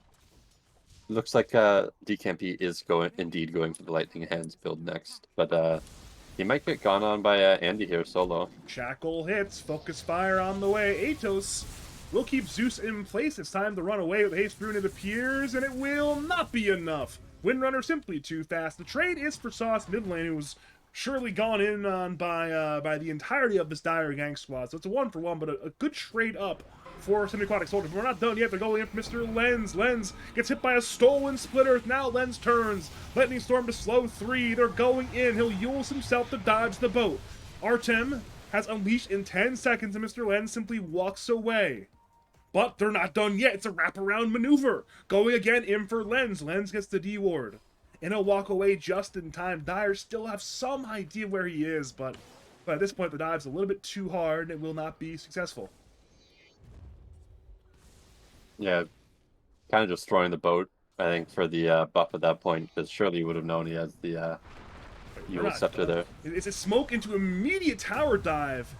He wants to bring down the Leshrac, and again, the Yules will delay the death, and for now, Lens has been torrented and brought down. So it's a dead Leshrac. Io is low, but not quite dead. Instead, Dire moved to Sauce's Tiny. Tiny is dead now. It's a double kill for Artem on the Marcy.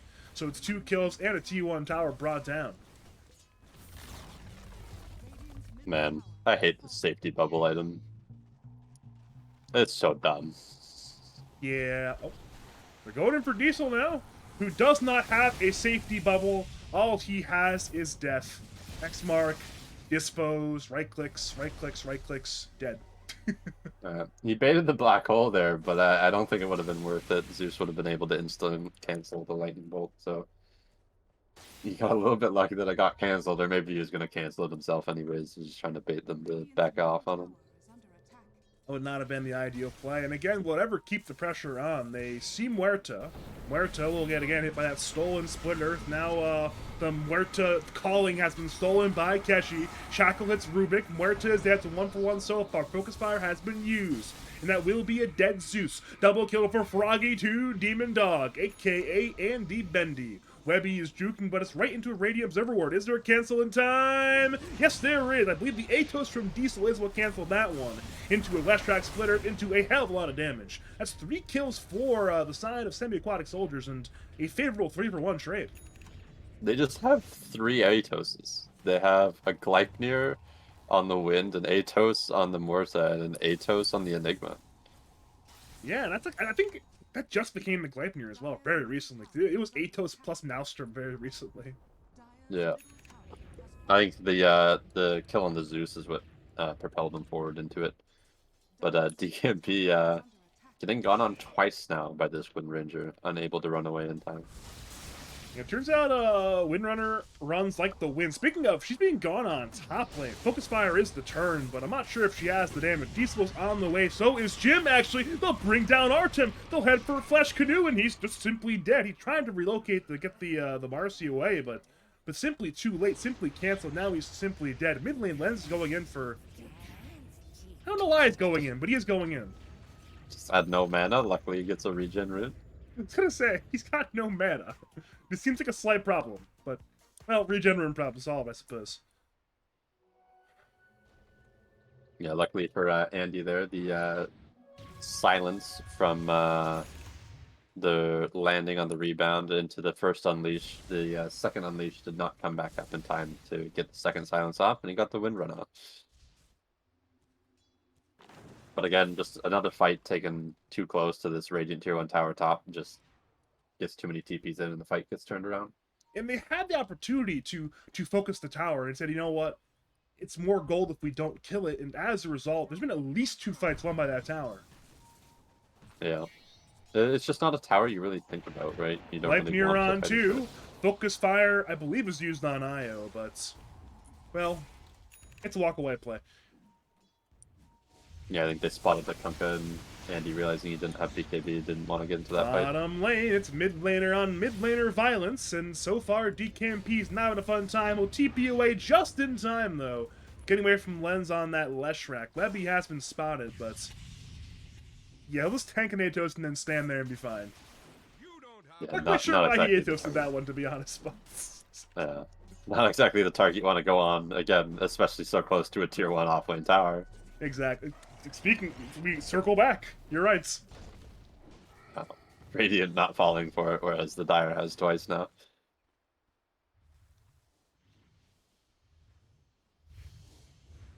Well, 2-man smoke. It's Sauce and Jim. Sauce on the Tiny has a Blink Dagger ready to go. Lens is now inside the smoke. So it's a 3-man gang squad looking to maneuver with the Enigma and Wind bottom. If Dire simply are not there, then they'll go to the Tri-Camp instead, though. It's a low ground ward from Jim. Webby is tanking a lot of ancient creeps. In comes Tiny, Avalanche, now Toss, now Atos, now Split Earth, and now it'll be a dead Kunkka, but only at the hands of the neutral creeps. That's actually huge. Yes, they kill Webby, they do get the stack.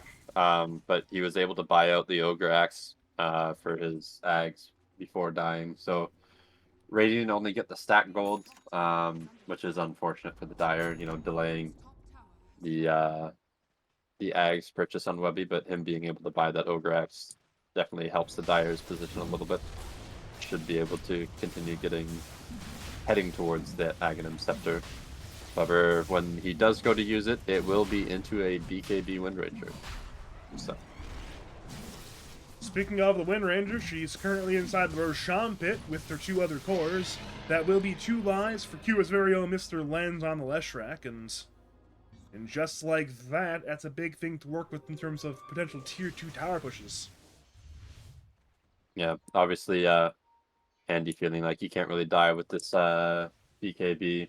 X marks the spot is not really relevant to him. You know, Blade Mail's not really relevant to him. The Zeus not really relevant to him. The only thing he has to care about is Marcy, and well, for now he can win run it. But Marcy does have that BKB axe completed and is going for that MKB to deal with the win. Yeah, that's gonna be a nice little pickup there for that anti-evasion tech. Remember when MKB used to just work 100% of the time? Remember when it used to bash people? Okay, And you just buy it on those troll are bad warlord? times. Those are bad times. But I think 100% evasion piercing was pretty cool though. You want to know the good times? They were good times because of Winter Wyvern. Just everybody on your team could damage somebody inside of a Winter's Curse. It was just Black Hole, but better and on a lower cooldown. Those were damn, bad. I love Those Wyvern. were bad times. Those were really bad times. I want to say it was like 70% reduced damage, but it turns out it's still very good with reduced damage. Yeah. Mid lane, in Sure. comes Artem, going in for Andy Bendy, who's holding BKB for now. He's about 2/3 HP, pops the BKB, in comes Sauce, Marcy pops BKB, it's a carry battle, and Marcy will win the battle. MKB not even needed quite yet, one more rebound forward, finding Jim, there's a dispose, in comes Thunder God's Wrath, down goes the other brother, it's Wind and Muerta both dead, and they're under a dire war. Lift, but a blink away by Sauce ensures he survives for the time being. Regardless, nice little 2-kill spree there for the side of whatever, and potentially they could even go for a mid T2 tower now. Yeah, I guess that is the problem. Is sure he has BKB, but if his win run's not active, then kind of dies to Unleash. You know, trying the man fight, but Io sitting behind him makes that very difficult. Sauce is playing with fire right now. Luckily for him, he has not been burnt. Yeah, was delaying the push a little bit, and ultimately that play where they go on him, and the Glyph is able to keep that tower alive and force the Dire back.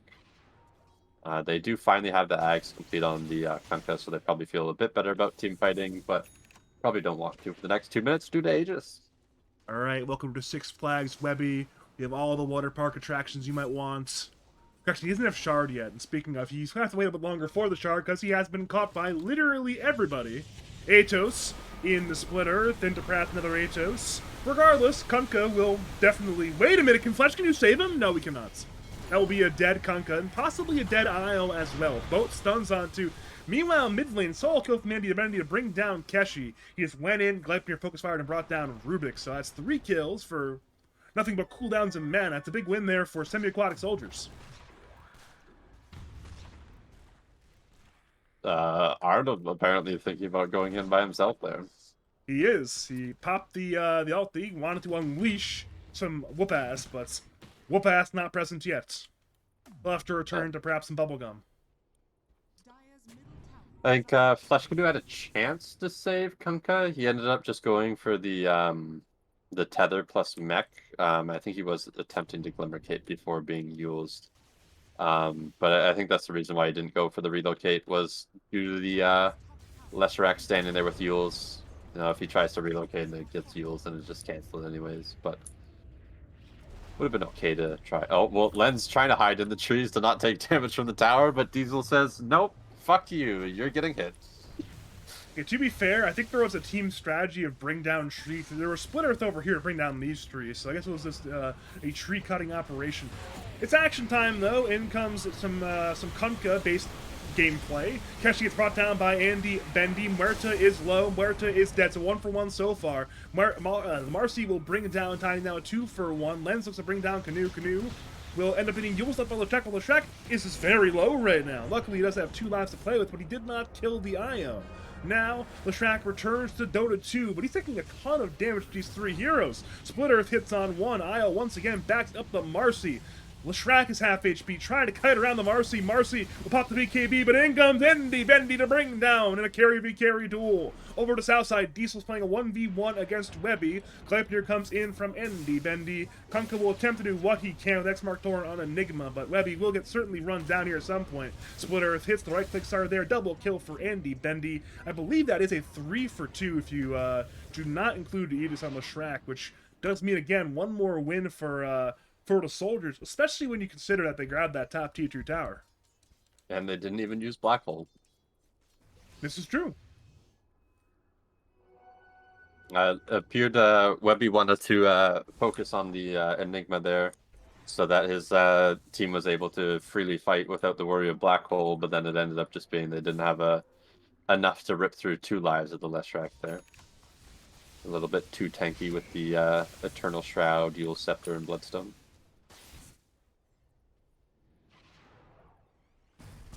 You know, it's one of those things where we have not seen that many black holes from Diesel this game, but if he's removing Kunkka from the fight just by having a threat of black hole, that's basically kind of like a one-man black hole every fight, you know?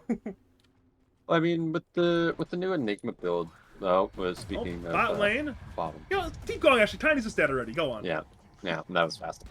With the new Enigma build, with the Vladimir's offering and demonic conversions being able to get a percentage of your health, increasing their max health, you kind of don't need to cast Black Hole to win the game.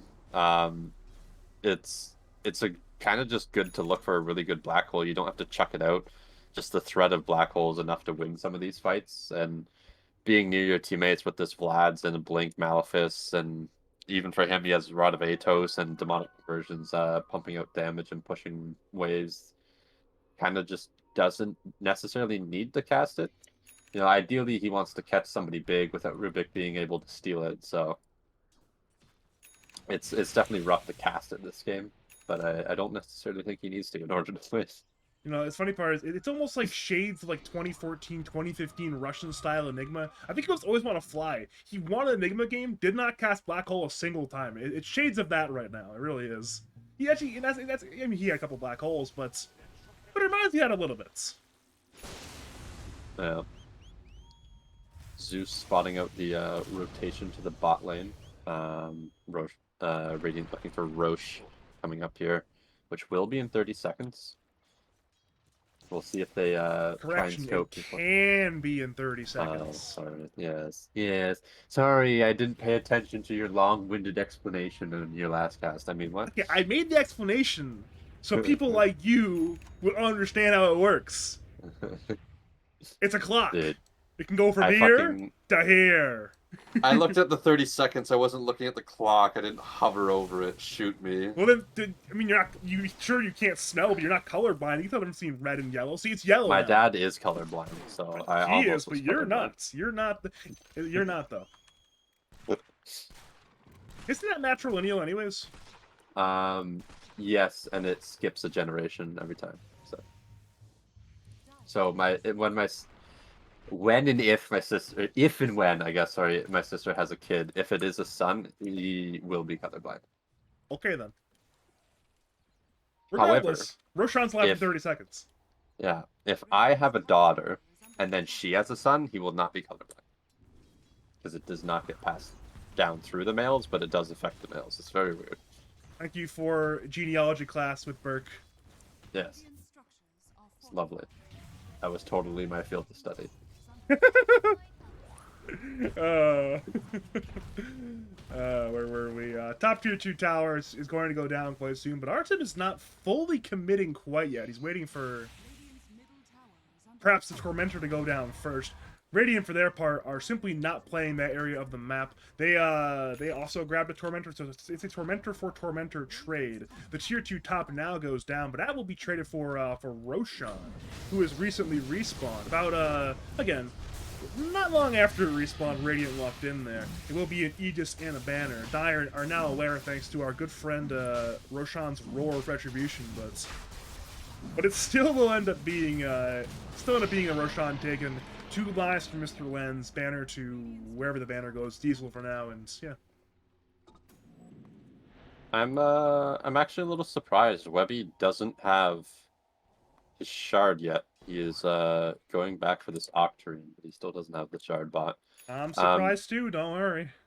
Like he's it's not like he was waiting for Tormentor because neither Io nor Rubik had their shard, so it's not like he had a chance of getting it. He's definitely out farming both of them. Actually, Rubik is surprisingly close now that he has the shard, but okay, what if we were for the next Tormentor Webby's thinking?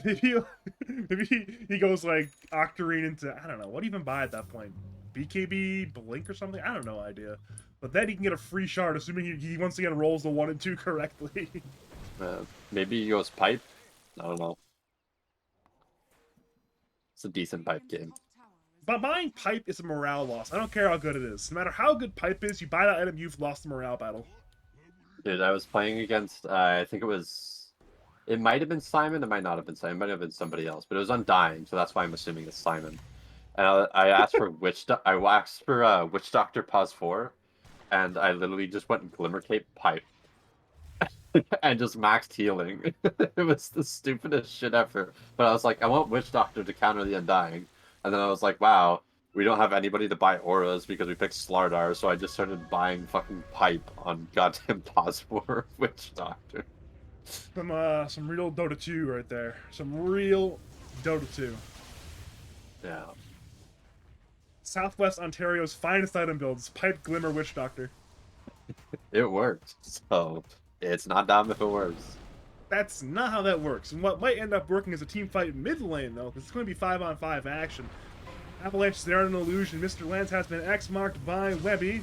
Keshi is saved for the time being. Look at Marcy from the south side. Finds Enigma immediately, 100-0. A huge catch by Artem. Radiant dives to tier 3 towers. Meanwhile, it's a 1-for-1 trade. Artem BKB's bringing down sauce. He adds to Andy Bendy. It's an absolute slaughter. He adds to Leshrac. Leshrac loses 1 life. What a beautiful fight from Artem so far. Jim, his TP will get cancelled, his life will be lost, and Leshrac, you cannot possibly fight this. He'll use all of his spells, so TP away, but it's again cancelled by DKMP. He fights a 1v4, and that 1v4 turns into a 0v4 real fast. That's a full 5-man wipe. A triumphant team fight win for whatever. The instant kill on the Enigma into everybody getting hit by that Torrent Storm without activating BKBs just let Marcy absolutely clean up that fight. Zeus got to freely dump in spells. Io didn't have to worry about getting gone up. Unfortunately for Keshi, he had to tank the initial start of the fight in order to break it up like that, though. Radiant just kind of split up, not really on the same page. You know, the core saw a chance to pick off the Rubik and kind of just separated from their team, allowing them to get picked off and then not activating the BKBs there. Man, Artem is just going in, blinking further forward. He only has 1 life, actually. He's a little bit careful. Jim pops everything, but the heals from Flash Canoe will solve that problem for now. Problem is, there's a circle on the ground indicating that there will be a return of the Marcy. There is a Windrunner alive, no Leshrac for 15. In comes the Io returning, but not with Marcy. So they perhaps will let Flash Canoe die, though Radiant want more than just Flash Canoe. Focus Fire, Shackle has been used on Webby, tossed up by Sauce. Flash Canoe's still juking, but his life certainly will be forked back to Webby. He actually boats Andy Bendy, but it will end up still being a kill eventually. Problem is, Andy just dies to DKMP's ulti, and somehow Flash Canoe's still alive. He's finally brought down, but it's an absolute discombobulated fight right now. Mr. Lance will overshield totem forward, looking for Zeus. Zeus gets away. Keshi will Fade Bolt to allow Marcy to just finish up that kill right there. Lesh is alone. Yeah, it's a 2-for-2 so far. About to turn into a 3-for-2. BKB from Marcy's lifted by Rubik for whatever reason, but it still will be a kill on Lens eventually. The black hole, it's there on one, but it's stolen by Keshi. Problem is Keshi couldn't get it off in time. He was feared away. The black hole was canceled immediately. That's a 4 for 2, and finally Diesel gets a chance to return that tip. Yeah, Marcy wanted to rebound into Lesh, and I think Rubik was probably just on quick cast and tried to lift the Lesh, but Lesh used himself. What can you do? Yeah, what can you do, indeed? And now at this Good point, news. it's up the high ground. You were saying? I was just gonna say, good news for Dire. They have the glyph up, and they do still have the Zeus who can dump spells here. Yeah, Zeus is definitely one of the better heroes in this scenario. Webby has returned. Torrents will miss. Torrent Storm will also miss. So a lot of water has been wasted, and Radiant walk away. So It's where fine. does the If he water lives near come? the Greylands. Where does the water come from these spells exactly? Because it's just coming out of the ground, but it's clearly. I mean, this is not water. This is earth. It's ground. So is it like from like the water table under the map or something? Where does this water come from?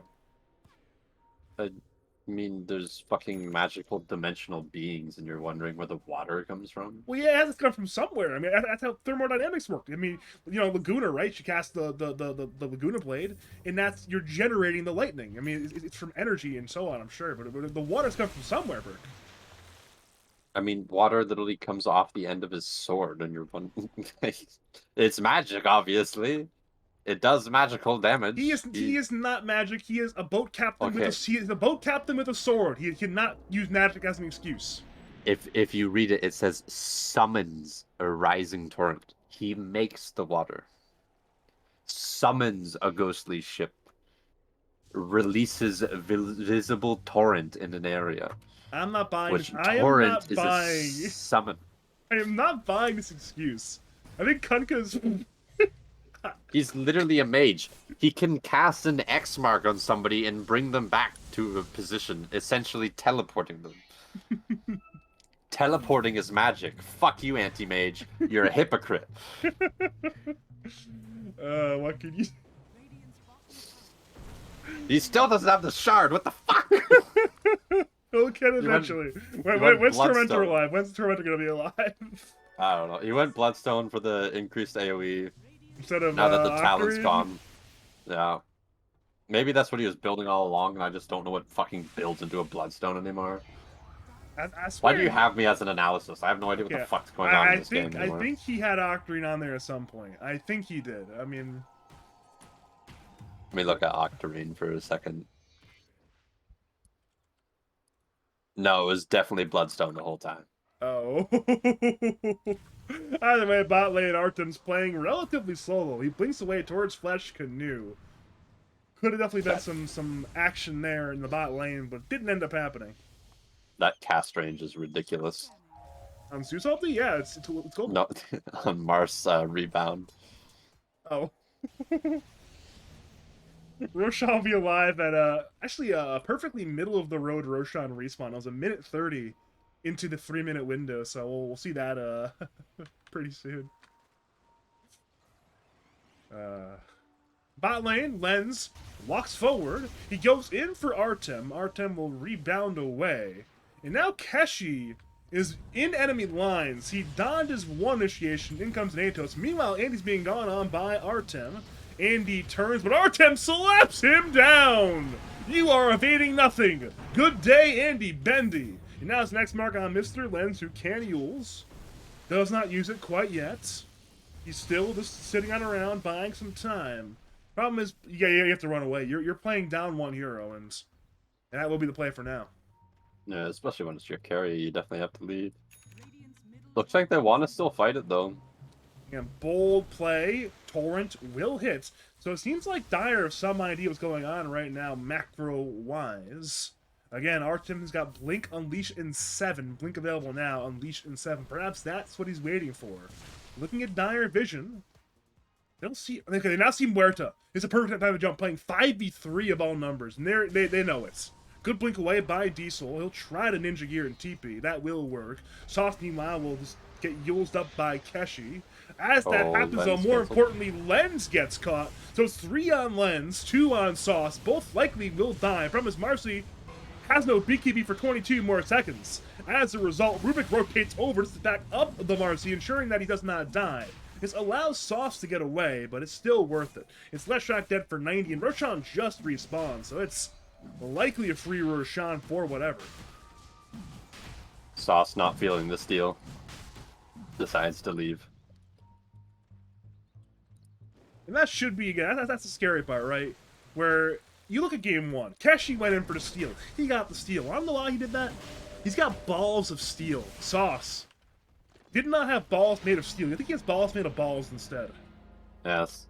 Your lowest net worth in the lobby, your support, your life is irrelevant. Supports don't matter. Go steal the Aegis. Yeah, damn right. Damn right. Dire's middle barracks are under attack. Either way, we all will return to our regularly scheduled siege in the bottom lane. Never mind, Artem left to farm creeps. He's looking for... I don't know what he's looking for. Either way, I guess Artem's not needed for the siege. They'll go for the tier 2 tower. By the time they go to high ground, though, the Shack will be alive again. I didn't even realize the Enigma now has a BKB. And they're going for a Shadow Blade. Potentially looking to use their Black Hole. Alright, so as long as Diesel doesn't get bashed by Marcy, I think all's fine here. I guess the 1 cancel now. No, there's still Rubik Steel, though, that he has to worry about. Ooh, I forgot about that. I don't know how I forgot about that, but I did forget about that. It's because it's only been stolen once, and then he walked into the... then he walked into it. It's Ooh, Oh, good use from there's- Mr. Lens. Marcy is getting stunned and, well, she's still fine, rebounding away. As all that happens, in the mid lane, Rangetrax was brought down by Andy Bendy, who's, by the way, still playing in the area, trying to buy some TPs back. Has 1 TP back by Zeus. And now they see Flash Canoe. Flash Canoe is incredibly screwed. That's multiple stuns and many sources of damage to result in a single kill, but a kill nonetheless. And the push is dead, so there's still be about 2 minutes of Aegis when Io can return to his team, which again means you've used a lot of that duration on that 3rd Aegis, and there's not been all that much progress map-wise. Gleipnir is there on Marcy. Marcy has BKB in 5, but can't get it off. Had it in backpack. Power shot hits somehow, some way, and that'll be a death on Artem. So he'll have BKB now, but again, you've lost the Aegis. Hex is there, Pistol as well on any. In comes the black hole! It's not stolen, he's over the road! Oh no! He'll have 80 to get away. Avalanche hits, Keshi to fall. Marcy has to get away. Diesel's still alive. Now he's propped up by DKMB, but down goes Webby. Lens goes forward, looking for more. His spells miss, but the morale win has been hit. Another big team fight win for the semi-aquatic soldiers, and now they can cause some serious damage. See, you question why I'm wondering why Flesh Canoe is on the IO. It's because there's been no Black Hole Steals except for 1. Sure, it was only used 3 times, but that's irrelevant. I think we're up to 4 times now. I think we are. Okay. Oh, man. So, no Rubik, no Kunkka.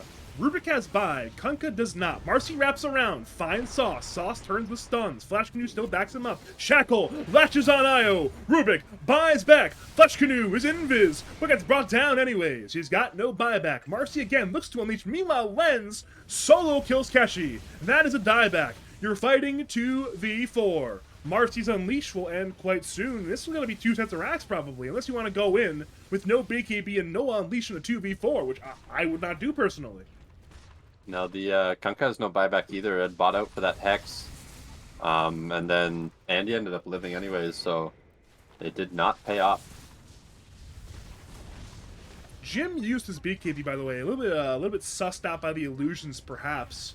That does mean, again, he's down that BKB for the fight. Kunkka is respawning, so it's now 3v5 with no BKB on Huerta. Lens leads the way. He's in the Vanguard, gets hexed by Webby. In comes Sauce, disrupting, going in for Zeus with multiple stuns. Marcy will BKB, looking to go into as much damage to the Unleash as possible. Lens is still fighting. Splitter hits Webby. Torrent Will be the counter stun. Shrek has been bashed. Abyssal bladed. Wind Waker's up in one, but can't get off in time. He was simply too dead to use it. And now it's the retreat time. Huerta's TP has been cancelled, and now his life will be cancelled. Double kill for DKMP. They'll head to Diesel. Diesel has Blink in 10. I don't think he can possibly live.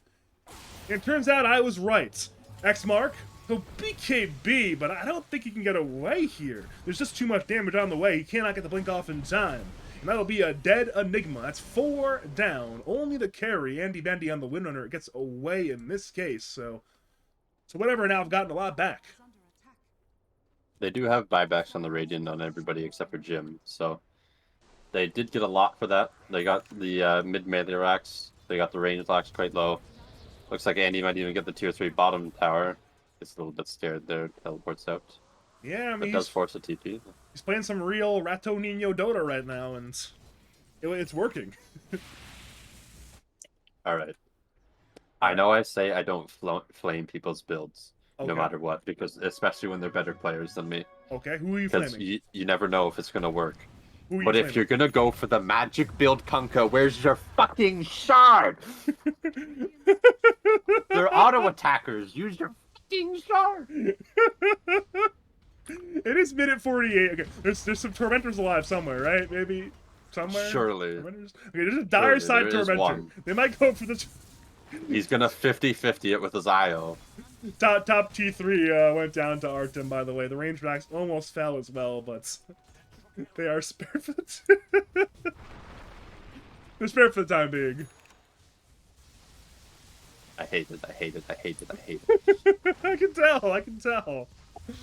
Oh, DKMP did not put his illusion on the range racks. Actually, might go the range racks there if he did it that way. Oh well. They are looking for Roche, but it's very far away. They're going to set up bottom for it by the looks of it.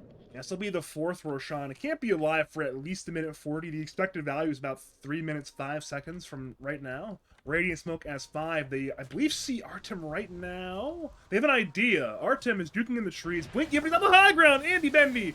I don't know if you want to be here right now. Yet she baits Marcy up to the high grounds. The huge plays. He'll now rebound off. BKB from both of the carries. Enigma as well. He's got Black Hole, but can he get off in time? No, he cannot.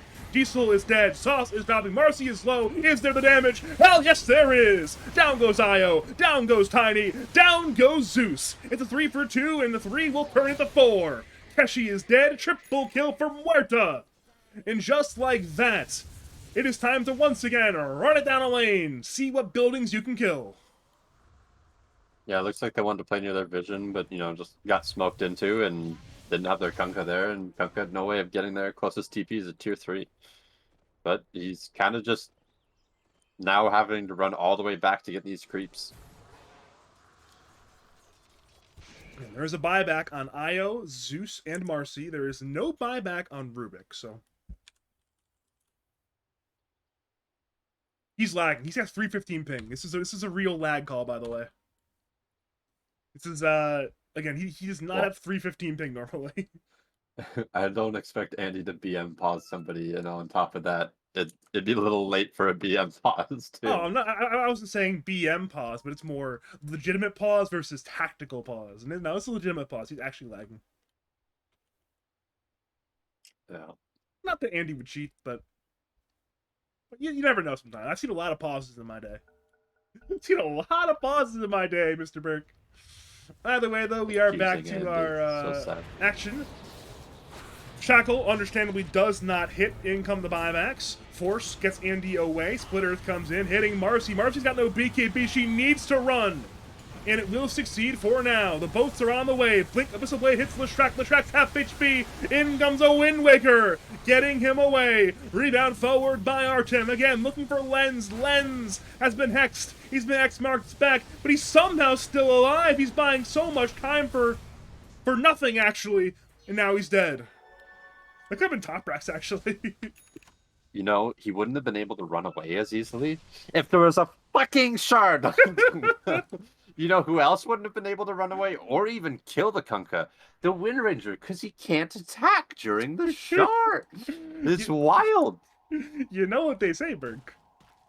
Every game is griefed, Yeah. Like, he had enough money for Shard and buyback. I don't know. I think he sold his arcanes for Boot to Travel instead. Like he's buying everything but Shard. He's like, I will not buy it. Like there's a fucking thing up right now too. They're still not going for it. I don't know. So it's funny. I actually had read the Shard description. Like, wait, did they rework Shard? And I just not checking out. It's the same old Shard. Roshan's under attack. Roshan's very low. It'll be Aegis, Banner, and Refresher. 2 lives now for Marcy. Diesel looks for an angle. He's got Black Hole. Avalanche is dodged by Marcy. Marcy will BKB. In comes Black Hole. Nothing! Absolutely nothing! It's stolen by Keshi! What an absolute disaster for Diesel. Black Hole. It's only on one, but that's one more hero than Diesel got it on.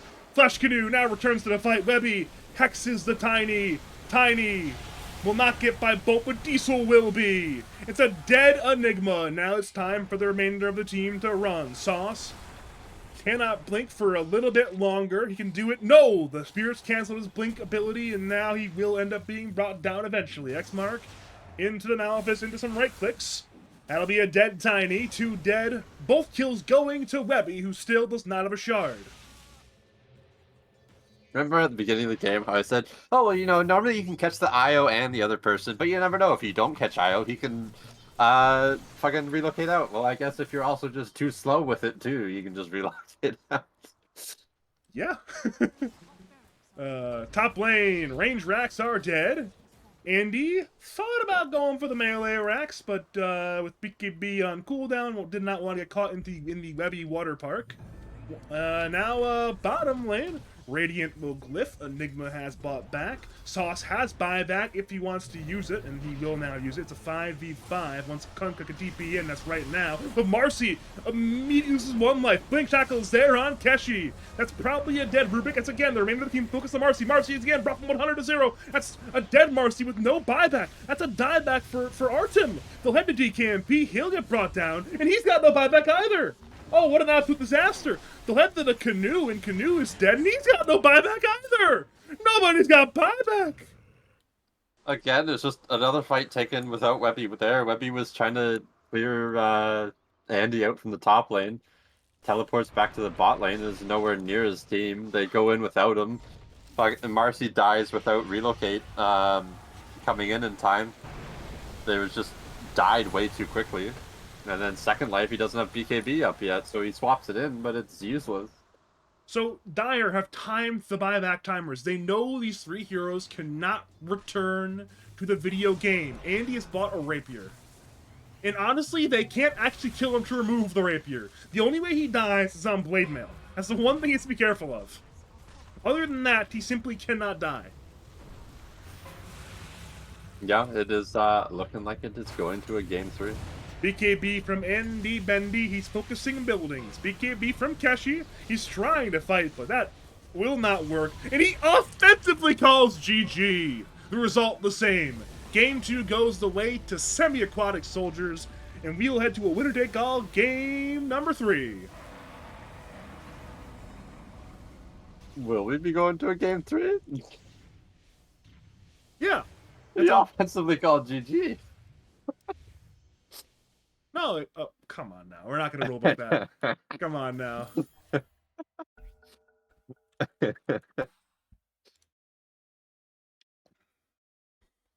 You never know. Some people may try and rulebook that. Yeah, I think I would. There are people I think out there who try. I know they exist, but I'm pretty sure I would just reject that. And I would say, please, Andy, don't offensively GG next time. That would be considered,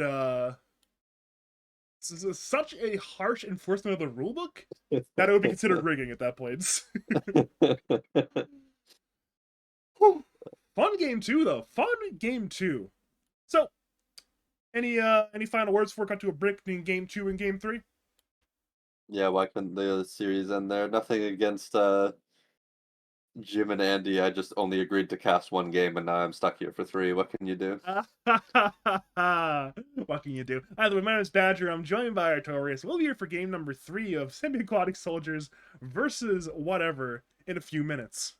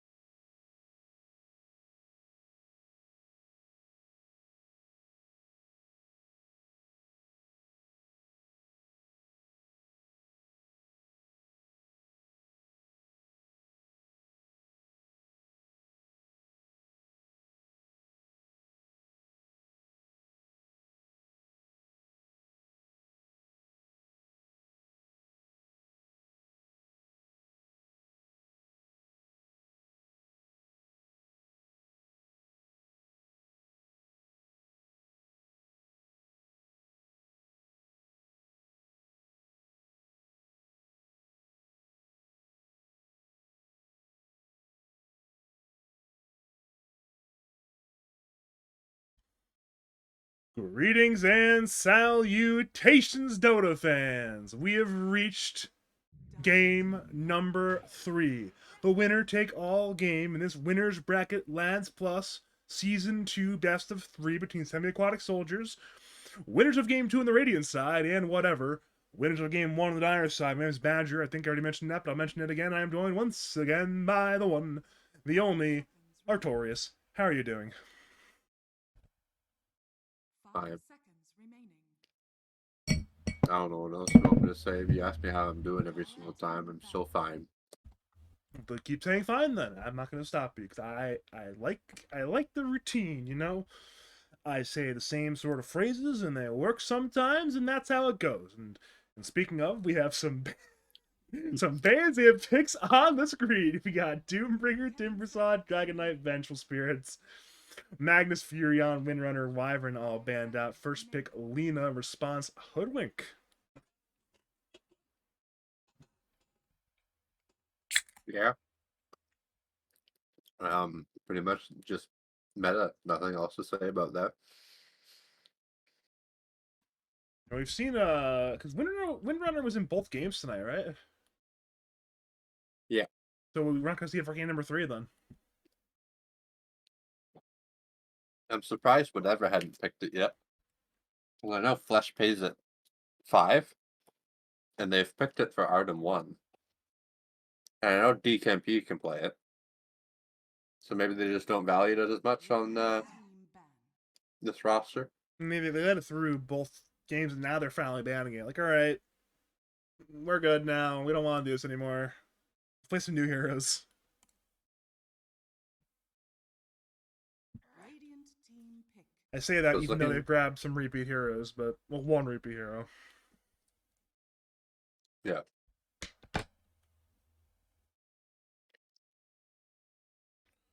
I'm assuming they're going to try Lena carry this time because they ban out the Spectre.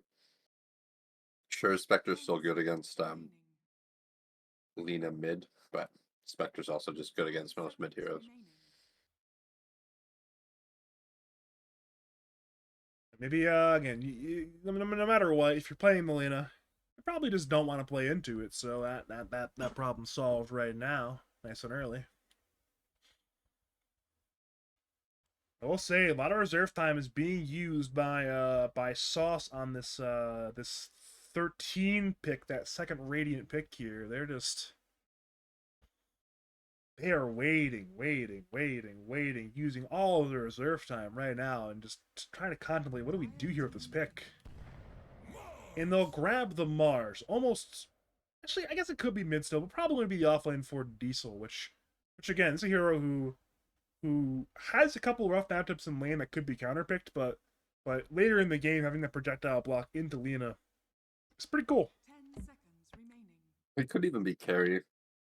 Been seeing 5 people seconds remaining. play it with Revenant's Brooch and Rapier and Harpoon and such. It doesn't feel like an Andy style of hero though. I know he literally used to play it mid all the time, but like that style of Mars doesn't feel very Andy Bendy to me. Yeah, but he did just play Tidehunter earlier this series, so It's funny that you talked a lot about Undying in this series. For the first time he's appeared though. yeah, the Flesh Canoe Undying. Let's just say I wouldn't want to play into it. Especially not as a Mars offlane 10 who, seconds remaining. again, especially like those first couple levels before you get like level 3 and like a bracer on Mars, can be really rough into a hero like Undying. Did I ever tell you the last time I played into Flesh Canoe as a pause 4 into his pause 5? Go on. So I picked Earth Spirit, right? And it was a good Earth Spirit patch. I'm thinking this is gonna be like no problem, whatever. Flesh Canoe picks DK pause 5. 10 seconds Skills remaining. Dragon Tail pause 1. Just chases me around, stuns me, and clicks me all lane. I have never lost a lane harder in my life. Walk up slowly, Dragon Tail, get right click twice, walk away. That's how you lost the lane hardest. What are you supposed to do into that? Like honestly, you're an Earth Spirit. You're not gonna win that trade. That's a good point. I guess Gil kick and just kick him away. Yeah, but then you're using 100 of your like 250 mana pool, and he takes no damage and regens it immediately back I'm up. seeing the dilemma now. Radiant Yeah. team pick. There is the Shadow Shaman though. I know Flesh Canoe plays that as well, but seeing there's an Undying, I'm assuming it's a pause 5 Undying, not a pause 4 or 3. Doesn't seem like a Webby type hero. Nah. I mean, you have to be in the sort of school of speed Dota that want to play Undying offlane, and I don't think Webby's in that 5 school. seconds remaining. Yeah. Well, we do see the Arc Warden picked up. I'm assuming to try and counter the Lina right-click build that's been so prevalent recently. And then Bat Bat Rider, Rider. another pretty good counter to the Lina. Just pull her out of position, especially into him when you have a Mars on your team. You can drag him into the arena. Actually, can you drag them into the arena? I'm assuming you can drag them in. I'm assuming you can't drag them out though. 10 seconds remaining. You definitely cannot drag them 5 out. seconds I'm actually not quite sure if you could drag them in. Actually, I think it's a two-way block there. I guess I mean, we might find out later. Again, I'm not a real interactions guy, so Well, I guess if the enemy's BKB'd, you could drag them in or out for sure. I think you defeat the purpose of that point though if they're BKB'd. Yeah, but I guess it would be pretty cool to see a Bat Rider just pull somebody with a lasso into Mars wall. Yeah, why Um, not? however, the Mars and Hoodwink combo is a little bit awkward as Mars destroys all the trees, and if a Hoodwink's tree is destroyed in the middle of the stun, as you know, then the stun no longer Team back. continues to stun the enemy. Jimbo, whoa, That okay, is that's a a carry meepo. Meepo. 100% carry. Meepo. I will say if there's anybody who know any team that like is mentally prepared to deal with Meepo, it's probably this Radiant team though. They've got some either Meepo players or teammates of Meepo players on this Radiant side from other leagues and other lad seasons, so they should have some decent idea how to play into Meepo here. Yeah, I'm a little bit surprised for the Meepo. Mars is okay into it, definitely not the greatest, but I feel like Batrider and Hoodwink do a pretty good job at dealing with Meepo, and with Gleipnir being so cheap, you have two Gleipnirs on Arc Warden, which is fairly good into Meepo, I would presume, but And speaking of, I don't know. Hoodwink also buys Gleipnir a lot of the time, so 3 Gleipnirs. Yeah. And on top of that, just AoE stuns very good against Meepo, so. Meepo! 5 seconds remaining. Although I would like to see the interaction if Undying is able to save people out of lasso using the Tombstone Shard. Dire team ban. I'm gonna say probably. But I just wonder if like I don't know what the cast range is on it because I never play Undying. 'Cause fuck that hero. If he actually has to be standing close to the person to tombstone him, or he can be far enough away. Like I know you can with 10 seconds. Chronosphere, but it's a little bit different with Chronosphere. Person's stationary and not actively being dragged away from you. Dire team pick. The problem is, I have not played Undying since they've added that shard. And I feel like, again, I feel like I probably should be an Undying player given I play Abaddon 5 and Treant Protector, but yeah. But you suck, so it's whatever. To be fair, Undying is one of the few POS 5s that require less skill than Treant Protector, so 10 seconds remaining. yeah. Yeah. Interesting to see what the last pick's going to be here. I'm assuming it's going to be an offlaner. Be interesting to see like a Omni Knight or something. Maybe just they probably want an aura buyer, right, with their Meepo. I'm sure Omnia can buy ores if he needs to buy ores. I mean, I know the meta build is not that, but it's Primal Beast instead, speaking of aura buyers. That's a pretty interesting Shaman Primal Beast lane. Not necessarily the sort of combo you think of automatically for PB, but it's a pretty good PB pairing, actually. Usually, you think like Grimstork or Lich or something, but Shaman is pretty well, too. 10 seconds remaining. As long as Shaman can get in range to use spells. Which, again, Shaman cast range is not that long. Shaman move speed, not that high, but he'll figure it out.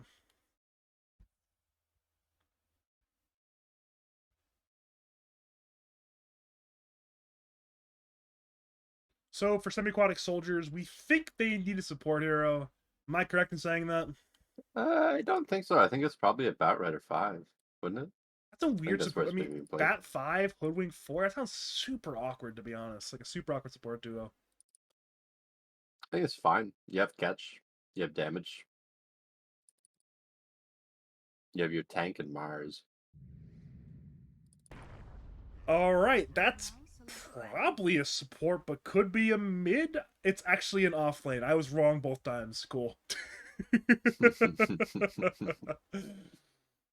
uh, it's funny that Diesel plays as ET Kuro when he's played with multiple people who are more renowned for playing ET. Notably Flying Nightmare, obviously, but because he also played with Reed, so you kind of forget that Diesel plays ET.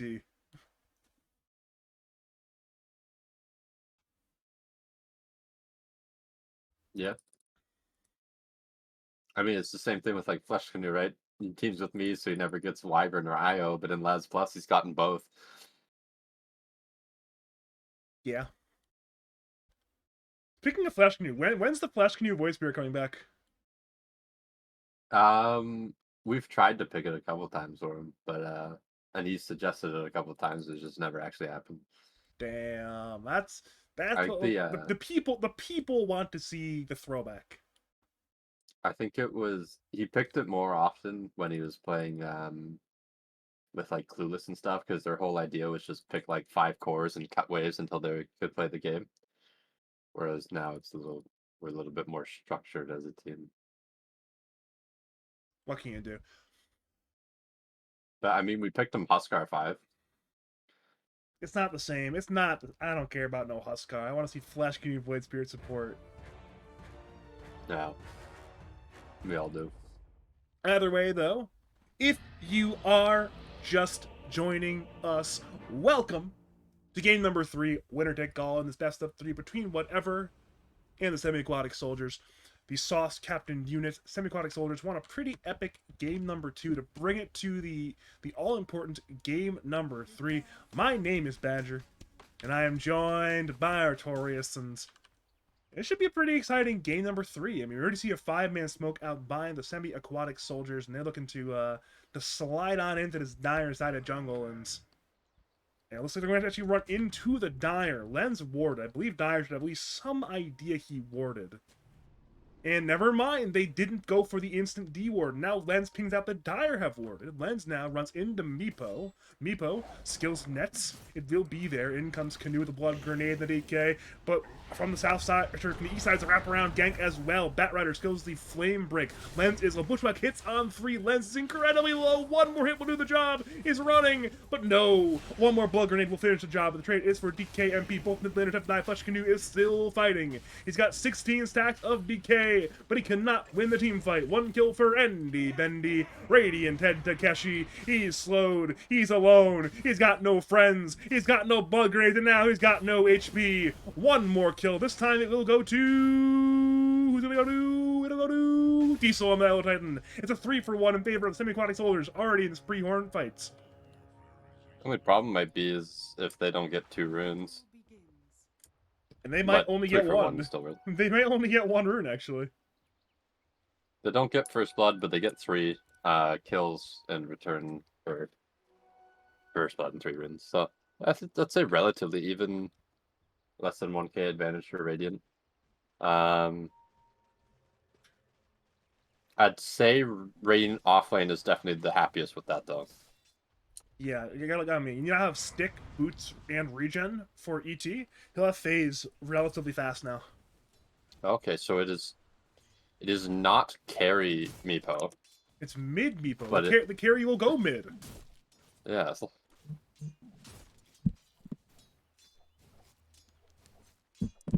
Which is interesting.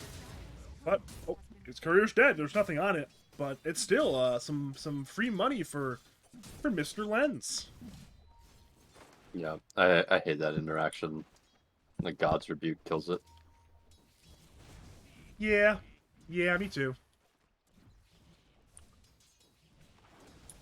That is A little bit rough for Primal Beast in the lane so far. He only has 1 last hit. Yeah, we saw last game, this double ranged lane into melee ranged.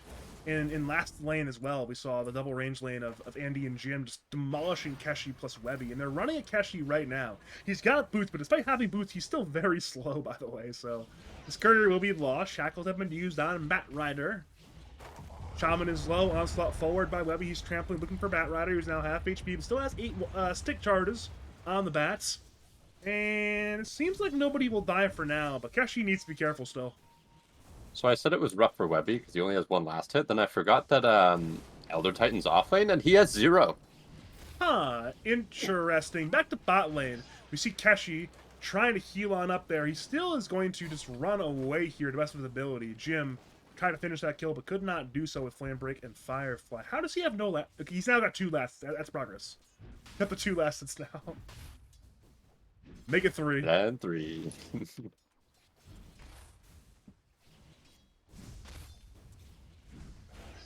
Oh, Flesh Canoe actually sidestepping the bushwhack there. So it could be you said that because I was looking bottom lane still. Bot lane seems more interesting. There's been a lot happening in the top lane, just not a lot of last hits apparently. Listen, last hits are for suckers brawling. That's my Dota right there. Tombstone has been used by the canoe. It seems like it's time for somebody to die. He's baiting with a stick. He'll pop it now. He's got DK and he'll use it on Diesel. Perhaps both will die here. And that will end up being the case. Both Flesh Canoe and Diesel will die. Meanwhile, bot lane, Andy and Jim combine to bring down Keshi to the mid lane now. It's a fight over a 3-minute... Correction, a 2-minute water rune still there at minute 3, I should say. And it ends up going to Meepo. You know, you pointed out these wards and how the Dire warded here. Oh, Mid going lane? on mid. Yeah. Don't know if he's gonna... He's barely fine, No? I think. He'll try to dive here. It could be close. He'll end up actually dying on the Mars. Now the Meepo is on the run, but Jim cannot get in range to use any spells, so... Big solo kill there for Artem, you were saying? You mentioned the wards and how they didn't see the Radiant ward and the Dire placed the ward right after, but now neither are dewarded. So I guess neither team was paying much attention. I thought he pinged, because he pinged the area. I thought he was doing it to indicate that, hey, there's a ward there. Maybe he was just pinging like, hey, there's 4 heroes on my ward. So, what can you do? And you do indeed. And now Andy's alone trying to pull himself. Will succeed in that. And he does pull to a good camp, but unfortunately for him, the oh well, I guess Keshi probably dead for this. Yeah, I mean, he still is not skilled napalm on Jim, so this kill's a little bit slow, but it's just gonna eventually happen, I think. I mean, actually, maybe not. He's running away still. He'll have to dive this tower, and he just lacks the ability to do so. At this point, Keshi tanked an entire Firefly and walked away. Yeah, this is, I'm pretty sure, the build that everybody is going, though. At least no points in napalm's the build. I'm not sure if it is 0-1-2 or if it's 0-2-1 or whatever, but... I guess one of those things where they've done a lot of reskilling on napalm over the years, which is why you're not necessarily like super in on skilling it early, but... Well, that, and as a support, you don't have the mana to keep spamming sticky napalms, especially into somebody who buys a stick. Mm-hmm. So... they will drop the tombstone again top. Radiant seemed to disengage on this one. Last one was denied by DKMP, so... Mid lane, shackles on Mr. Lens. Lens is in danger. Flame Break delays the kill, and correction, prevents the kill. Good play there. Now in comes Sauce. The tree was killed by Artem. Good reactions there by the rank 100 carrions. And I don't think he's going to die anyways, but with that tree cut, he's certainly not dead. Yeah, don't think there was any real damage to back it up. Mr. Lens doesn't have enough mana.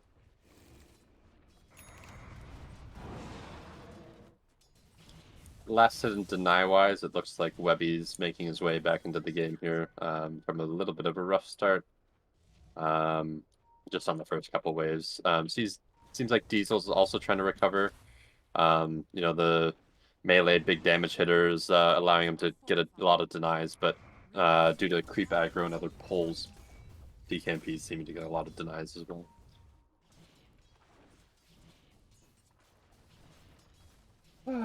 So as it currently stands, we're at a little bit of a break in the action. Correction, Onslaught bottom. At the moment I say that, Meepo is here, and that will be a dead Arc Warden. Good rotation in by Artem. Sauce and Jim want vengeance. They're looking for Webby. But Webby has 11 wand chart. That's much easier said than done. They're not even going to fully... There's no... Okay. I thought for a second he was just trying to die, but instead he was baiting. Net comes in from Meepo, and that will be a kill on Sauce. Jim is Flame Break in 3 more seconds, but... At this point, it's a little hard to bring down that Meepo, and instead it's just 2 kills. As that happens, top lane, somehow in a 1v2, Diesel kills DKMP. I'm not actually sure how that one happened, but how did that happen, actually? Phase boots and a shitload of damage from... I see. He ends up dying for it, but that's gotta be worth it. Question now is who gets the Wisdom Rune? It will be Mr... No, it was Webby! So both Wisdom Runes went to the Dyer. Webby is likely to die, but you have died for a fantastic cause. Keshi, he teleports in, realizes he can't kill anything, and then kind of walks to the side. But again, you get one on the Undying, one on the Primal Beast. That's neither for these Radiant Sups. And again, heroes like Hoodwink and Batrider especially, they're desperate for experience. Yeah, I think the only unfortunate part for Mr. Lens was he doesn't have 6, or he maybe would have got that kill. Oh, a little bit earlier and potentially gotten that Wisdom Rune. Just a little bit too slow on the rotation, Webby being already standing there. That's a very bold blood grenade from Flash Canoe, by the way. Yeah. It didn't hit, but if it did hit, it would have done absolutely nothing. Inflict fear into their hearts and minds. Fair. Throw random shit. Shit, I've run out of random shit to throw. It has buy limits. What do I do? Top lane, they're going in for the canoe. Bushwhack misses. Tombstone is on the floor. Diesel sidesteps LSA. He turns to Undying, who is about to be perhaps dying. Tombstone gets good deny from the canoe. Over the bottom lane, it's Andy Bendy going through the Twin Gate, but that's been canceled by the Primal Beast ulti. Arena comes in from Lens. The real Arc Warden has fallen, but can there be vengeance? Lens is low on mana. Sauce TP's in. Bushwhack, Acorn Shot are there, but the Levy is just very, very tanky, and now at this point, it's time for the Hoodwink to die. That's 2 kills bottom lane, 1 going to Meepo, 1 going to PB. Pulverize. It's called Pulverize, by the way, if you were wondering. PB ulti. Yep. You didn't know that? I knew that at some point, and I forgot it during the team fight. I had to relearn it. I had to remind myself what it was called. I know it just because this hero has been, like, broken since launch. I fucking hate the hero and everything.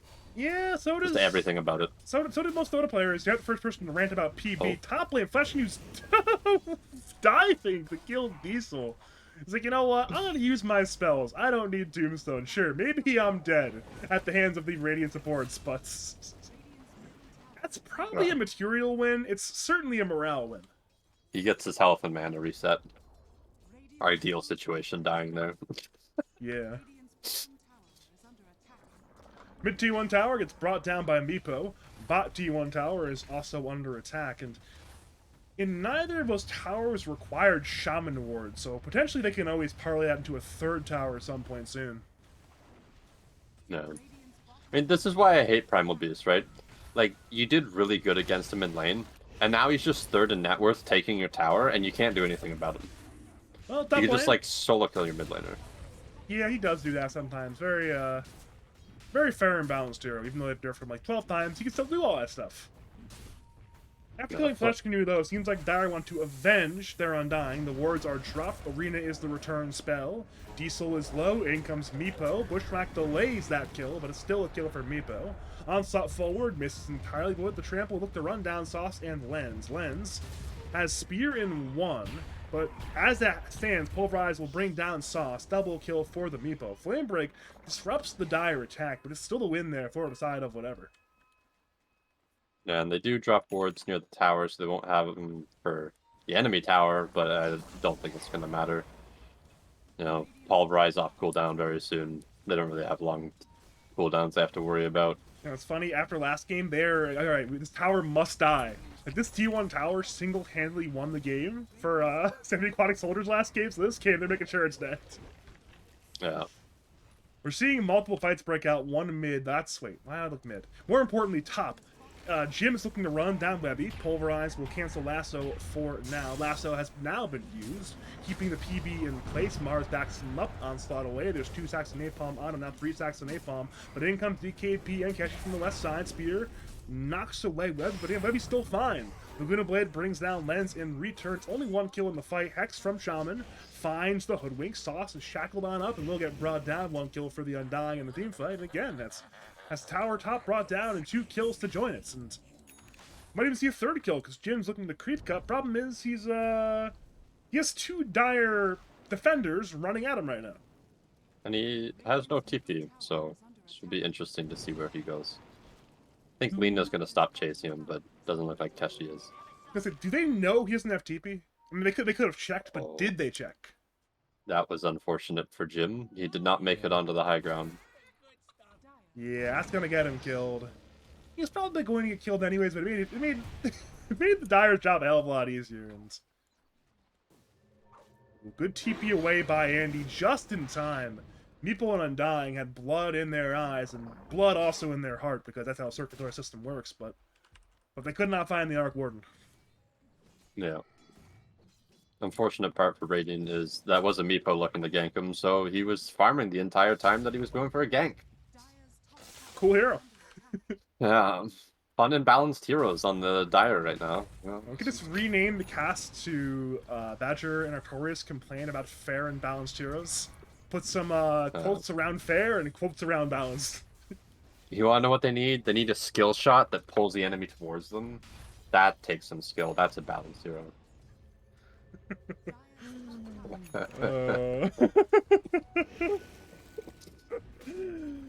Oh man, where were we? Seems like potentially whatever are looking to contest that 14-minute wisdom arena. Otherwise, I'm not quite sure why they would have these many heroes here, and never mind they're leaving. I think it was more just they wanted to make a play top, but then they realized there was nobody top, so you can't make a play on no enemy heroes and no enemy buildings. So. That's why I mentioned that 14-minute wisdom room. That was the one tangible objective they could have played around. Problem is they're now bottom running at Batrider, and Batrider is, well, walking away. Problem is, in walking away, he's also walking into Meepo, who, yeah, will finish that job very easily. Meepo, by the way, is 7-0-4, so he's, for the 3rd game in a row, Artem's having a fantastic start, which, I mean, that feels kind of obvious, but it's still relevant. Yeah, well, when your offlane's ET Hoodwink into lane dominator like Undying. I guess he was mid. Never mind. I'm retarded. It's fine. What can you do sometimes? I mean, that's... This is what happens when you just lane swap game 3 into a series that you didn't even want to be here for game 1. It's fine. It's I forgot 10 minutes ago. This is like late stage dementia from you here, man. Yeah. I'm an old man. I don't know if you've noticed that or not, but my body is falling apart and now my mind is following suit. Mid lane, speaking of falling, mid lane, Sauce goes down there to Meepo and Primal Beast. You're supposed to segue that better. Say, speaking of falling, mid lane. That's how you do it, Vic. Yes. Bottom lane, it's Batrider and Elder Titan going in for the canoe. Lasso is committed to secure the kill, so it's at least some gold going the way of the Batrider and the ET. Yeah, speaking of segueing, in the bottom lane, we have Undying getting yanked. Not Undying anymore. He's become an oxymoron. Is that what you wanted from me? Yes. Oh, cool.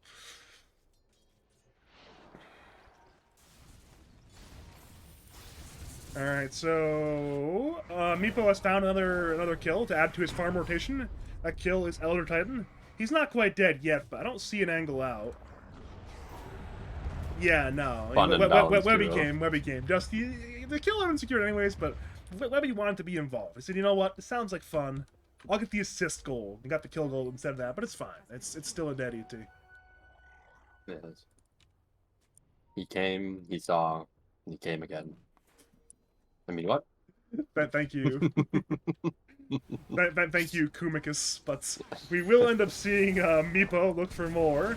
Lens backs up the Arc Warden. Problem is, Arc Warden's still kind of dead. One more hit will do the job. Meepo will kill him as the walls of the arena fall around him. It's some kind of metaphor, I'm sure, at that point. As that happens, Flash can use his Tombstone to run at Mars. He knows Mars has no arena. He'll use to delay the onslaught, but at this point, Lens will lose his life. And this, I mean, speaking of death as well, it's Diesel is going to go down as well, so yeah, this is bad. This is really bad for semi-aquatic soldiers. Kill secured, kill secured. It wasn't stolen, it was secured. This is going worse than Game 1 for them somehow, which, yeah, Game 1 did not go that well. It's a Meepo Primal Beast, what you expect. I don't know, man. Top lane, they're going up. Yep, hello, Meepo. Goodbye, Hoodwink. There's no way Meepo dies here, right? There's no way Meepo dies here, right? Oh, He's definitely not dying, but... But good news, Hoodwink didn't die. Wait, Nina is dead. Blink Lasso bottom lane. They're on DKMP. The brothers combine for a big brotherly shove. Big kill there on Lina. I don't think you could have said big more times than you did that time. Big. I mean, it was big. It was sizable. It was gargantuan. I mean... What's the number of times I need to say meow to beat the record? 15. Oh, you need one more. If you get that reference, you're probably Canadian. Well, Tombstone is on the floor. It's a good bushwhack from the Hoodwink of Sauce. Problem is, Sauce will still be dead. One more life lost, and it's time for perhaps structures to crumble top lane. Meepo looks to run in for Mars. Mars has no Blink Dagger, only a Yule Scepter, but he sidesteps all of the Meepo nets, which will save his life for now.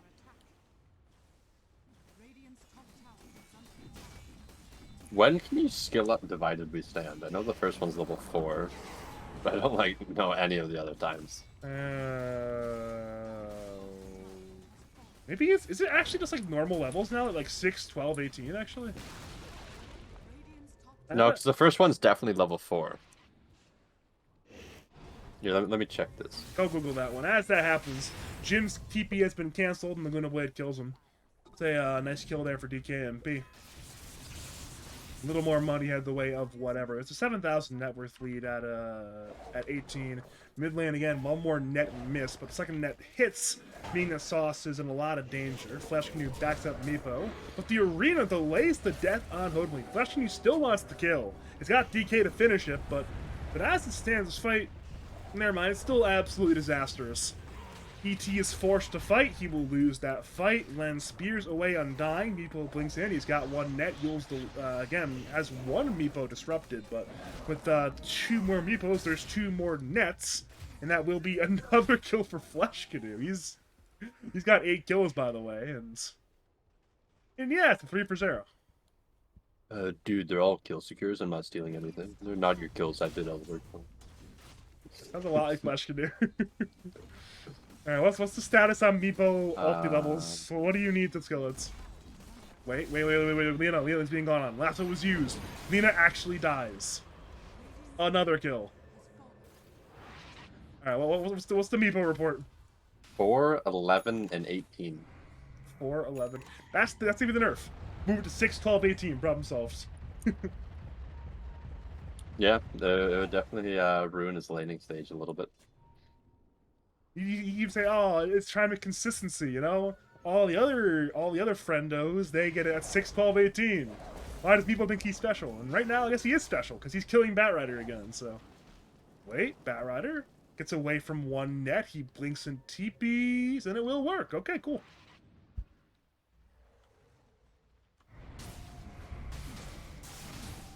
Yep. Is delaying the game a bit, but now Lina is back up and Roshan is alive. I'm assuming that will be the next play. Did you watch that at the Tormentor, by the way? The Radiant Tormentor? I did That not. was incredible. So it was a 3v Tormentor. It was ET, Mars, Arc Warden. And they tried to kill it. They didn't even come close to killing it. It was very, very sad. Batrider has been caught. Pulverize into some kind of shaman spells, I'm sure, into a dead Batrider. So with Batrider dead, it will be a relatively free Roshan. First one of the game, something like the 7th or 8th Roshan of the series, and I think 7th. And yeah, it means we've got 2 lives from Meepo, who has not died yet, and with an Aegis probably won't die anytime soon. Yeah, just send Meepo up on the high ground, let him take the towers. Either that or you get it to Lina and let her siege, but the problem is she doesn't have BKB, so if she gets lassoed in the base, then she kind of just dies. He's So. shred switching for Poof. He's shred switching for Poof, Burke. He is not on our level. He is simply a step above. Multiple steps above, one might say. That's just wild. I was looking at him thinking, like, oh, he's actually shred switching for this shit. That's an immense amount of APM required to play this hero. It's like, let's add more APM to it. Why not? Shred switching. Ay. Smoke on up. It's multiple Meepos, Shaman, and Undying smoked up. They're beginning to be top lane, though, because everybody's being gone on by, I believe that is 3 Radiant Heroes. Meanwhile, mid lane, Batrider's being gone on by Leona and Shaman. Batrider's dead. Back to top lane. It's PB still on the run. Meepo has arrived. Finds the ET and the Hoodwink. Net will miss. Tombstone has been used. Blink in. Poof. Right click, right click, right click. ET is still rooted, though. Meanwhile, Pulverize brings down the Hoodwink. Back to ET. One more net will hit.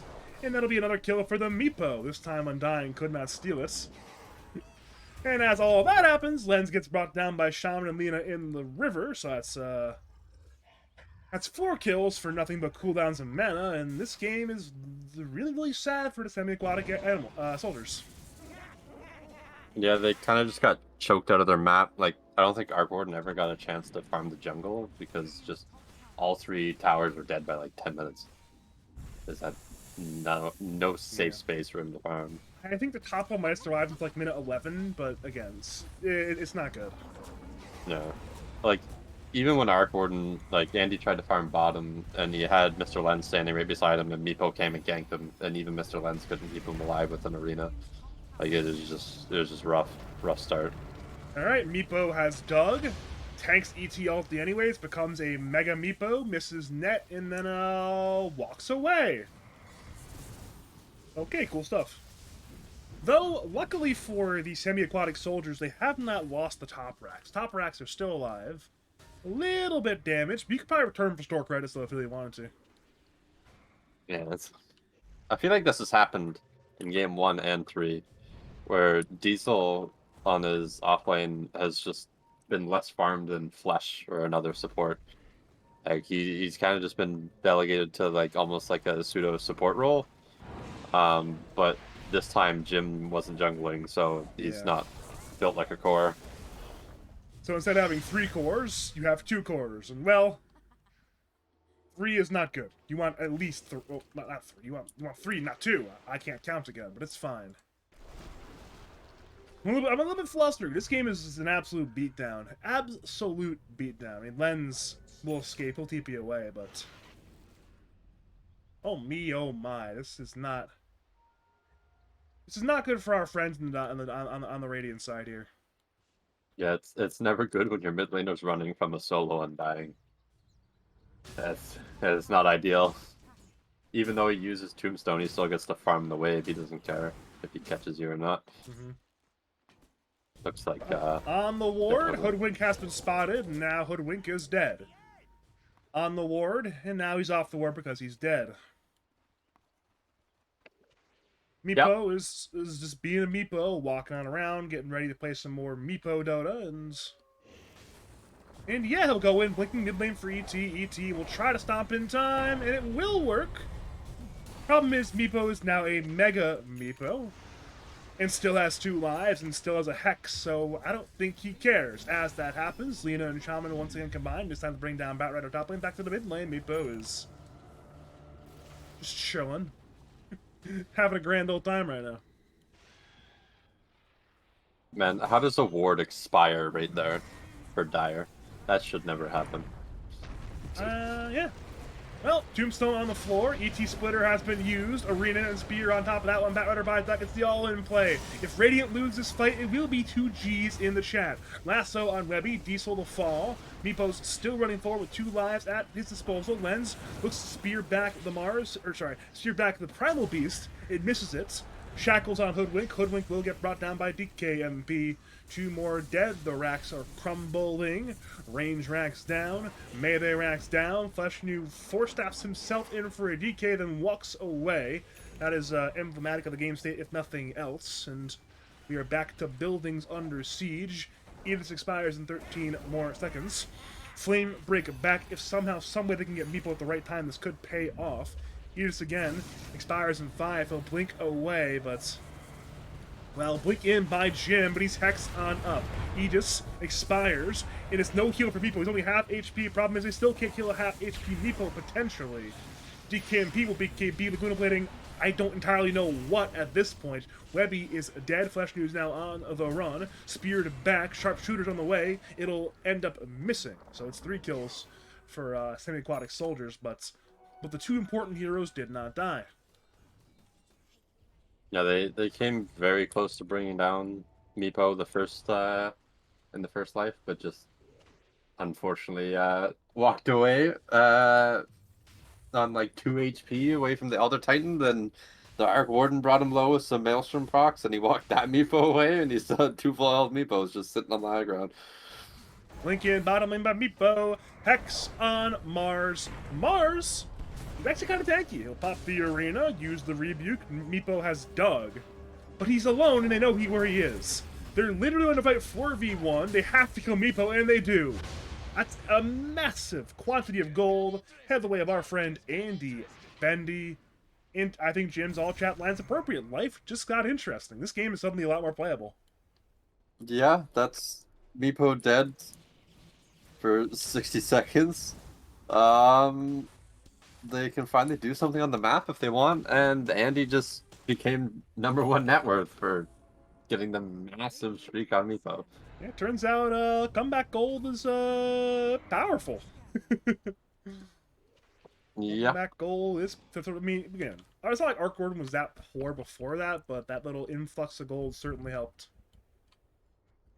That's been the name of the game for Andy Bendy. He's been involved in a lot of farming, and if semi-aquatic soldiers will win this game, which is still a big if to ask, but if they end up winning it, this sort of really massive farming streak by Andy over the last like 15 minutes will be a big contributor.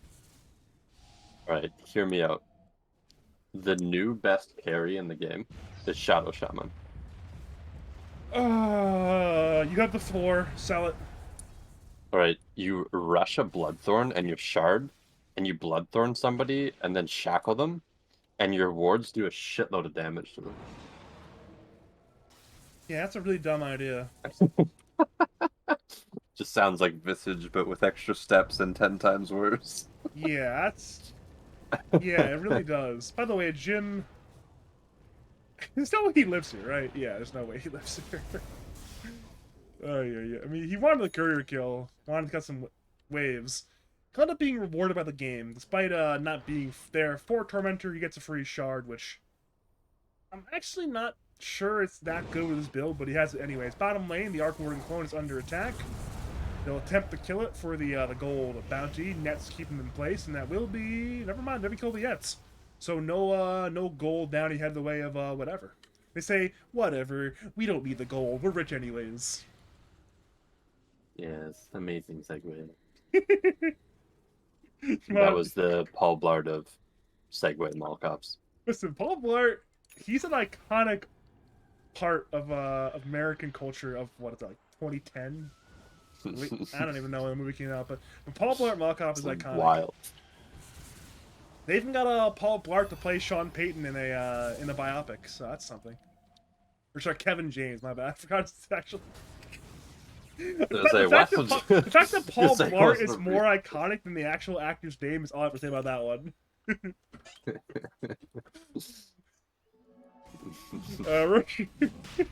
Roshan's under attack, by the way. Spawned bottom, Meepo's in there, and I guess Roshan's just going to die at some points.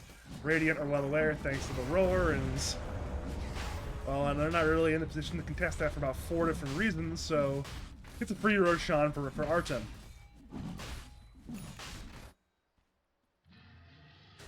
Yeah. You're probably gonna have to dig to regenerate his health after this, but you should be fine.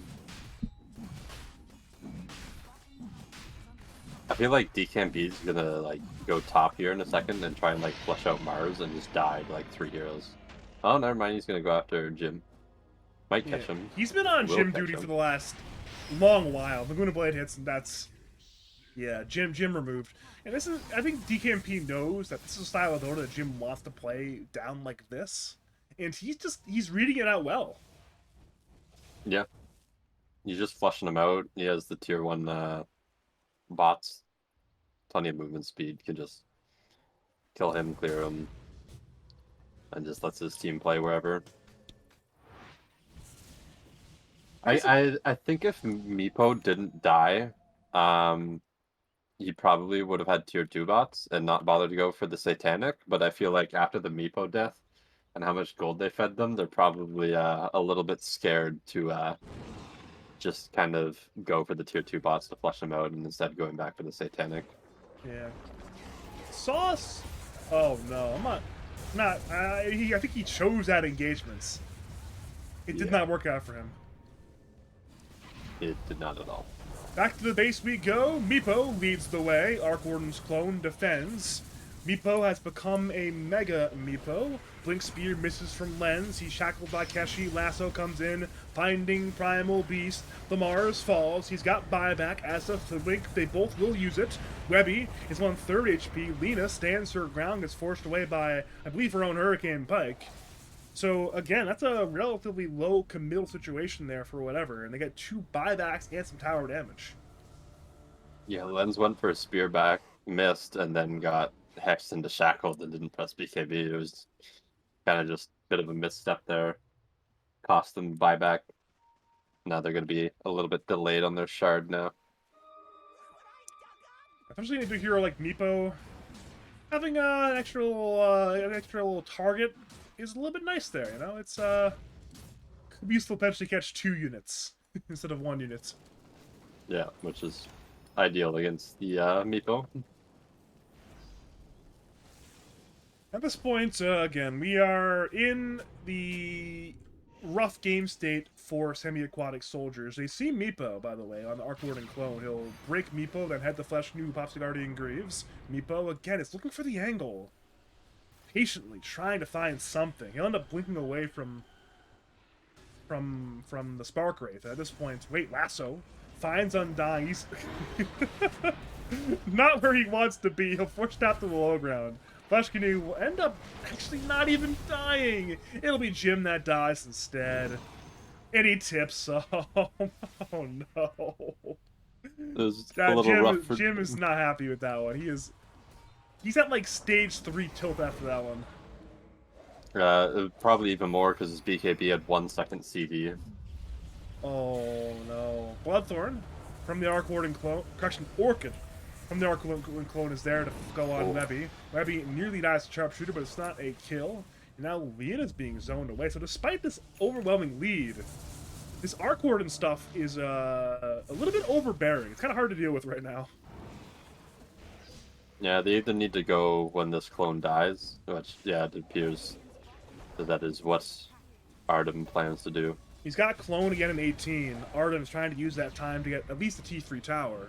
He'll end up using the Mega Meepo. That's about 1/3 of the tower's HP lost, now putting it down to about 1/4 HP on that Radiant T3 bottom. Which again, sure, it's progress, but the progress is slow. And it's slow enough that Batrider's alive, and really, with the Edicts expiring in 1 more minute, this buys more time for Andy Bendy to acquire currency, therefore purchase items. Yeah, the problem is he seems to be the only one acquiring currency. You know, like Jim's getting some, but he's dying for it, and Mr. Lens is having a hard time trying to find it, and he's gonna be having an even rougher time here in a second. I mean, he'll beat KB, he'll try to run away with the Shield Rune and the Ogre Seal Totem. I think that's a Shield Rune. Now he ends up blinking away. Actually, now's a Wisdom Rune that he pops. Not a Shield Rune. Jim just manages to steal that Wisdom Rune and TP out right before the Shaman got sight of him. Did DKMP just deny mid T1 tower? Yeah. That sounds like something he would do too. Unironically, that TG point's probably worth more than the gold. Oh well.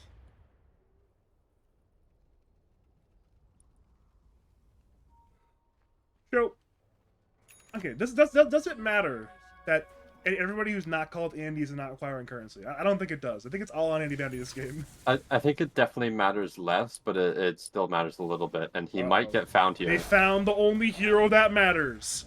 And now the only hero that matters is very low and he's very dead. He does have buyback, which is important. Artem will look to force it. Omega Meepo going for that T3 tower. Radiant Glyph. Lina now goes for the tower as well. Meepo gets stunned. T3 tower to fall. Arc Warden buys back Arena. Splits up the team fight right now. Meepo's on the outside to the south, but Meepo digs. And now it's a pulverize on Bat Rider. He's got Lasso, but just can't find a good target right here, right now. Laguna Blade will end up helping to bring down the Bat Rider. Lena's still half HP fighting, healing up with Satanic. Blink in by Keshi. Hexing ET. Lens backs up the ET, but ET is still dead. 2 down. ET buys back. Meepo hits the buildings.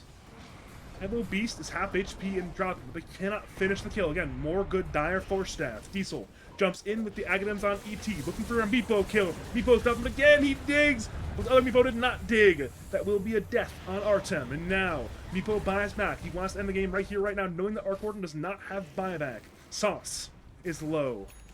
Everybody is low right now. Sauce is dead. He's got no buyback. It's only Diesel and Lens. And Diesel will fall. So it's only Lens against the world. And the world is going to win, it appears. It's a 5v1. If you got the Meepos, it's an HV1. And the GG, understandably, is called... It'll be a 2-1 victory for whatever, knocking semi-aquatic soldiers into the loser's brackets. I don't care what you say. The Dire supports won that game. The Flesh Canoe Ward, just on the edge of the high ground there, spotted Andy going to the camp and allowed Artem to gank him. And then I'm pretty sure, other than the Lina Maelstrom proc and the Gleipnir holding Andy in place a little bit, the Shaman Ward's literally just 100 to 0'd him on his second life. Unfortunate for the Radiant. Yeah, it was one of those games that it started poor. It really just didn't get much better. It just kind of stayed poor. Yeah, and right when you thought that they were going to be able to repel Meepo off the high ground, DKMP just walks up, starts clicking people. They start getting him low, and he pops Satanic, and they just have to scatter. Just too farmed. They weren't able to gank the Lina as much as they wanted to. They had to worry about the Meepo. It's one of those things where let 'em get fed. you juxtapose these two very farmed Dire cores with the Radiant with only their one farmed core, and it just makes the game a lot harder to play when you only have one farmed core there. Yeah, and then on top of it, like they have like the backliner and the Lina and the backliner and the Arc Warden, and when your tanks are a farmed Meepo and a fairly farmed and tanky Primal Beast compared to a mediocrely farmed Mars and a pretty well underfarmed ET, it's pretty obvious who's going to be able to tank the damage while the other one dishes it out. Mm-hmm. You said it. Ultimately, again, semi-aquatic soldiers, they are not out of the tournaments. They are in losers top 6. And for whatever, have to be happy with that one, because now they're in the money. No matter what happens, if they lose every single game for the rest of the tournament, they're still in the money. Because top 3 gets paid out. So they are, at the very least, recouping their entry costs. Potentially getting more of that in this massive $500 prize pool. So it's definitely you say? Sorry to cut you off, but DKMP was very depressed when they started off their very first series getting 2-0'd. And DKMP's like, oh no, this is a paid league. I paid to play in this dog shit. Now they're in top 3. Listen, trust me, I know that feeling, DKMP. Lads Plus Season 1, my carry didn't even show up. It was pretty awful. Oh, I wish Dent was there. I really do. What can you do? He's gone. He's like gone. He's literally in, I think, Hong Kong right now. He's just gone. Yeah. I can't get mad at him when he's probably awake by now. It's like 1 p.m. over there. He's probably awake by now. Dude, he watched all of our lads games. He like Wild. woke up at like 6 o'clock in the morning over there to watch one of our lads game. Wild. Uh, Either way, commiserations to semi-aquatic soldiers on their 1-2 loss. It was certainly an entertaining game 2 for the win, but they will have redemption ahead of them in that losers bracket. Congratulations to whatever on the 2-1 victory, aforementioned as mentioned earlier. They're in the money. Thanks to Artorius for coming on, joining me tonight on this cast. Do you have any final words, call-outs, shouts to say to the people of League of Lads on twitch.tv/Badger Pablo? yeah, I'm so glad that guy named Vaulted Mid Laner got banned. I couldn't handle him anymore.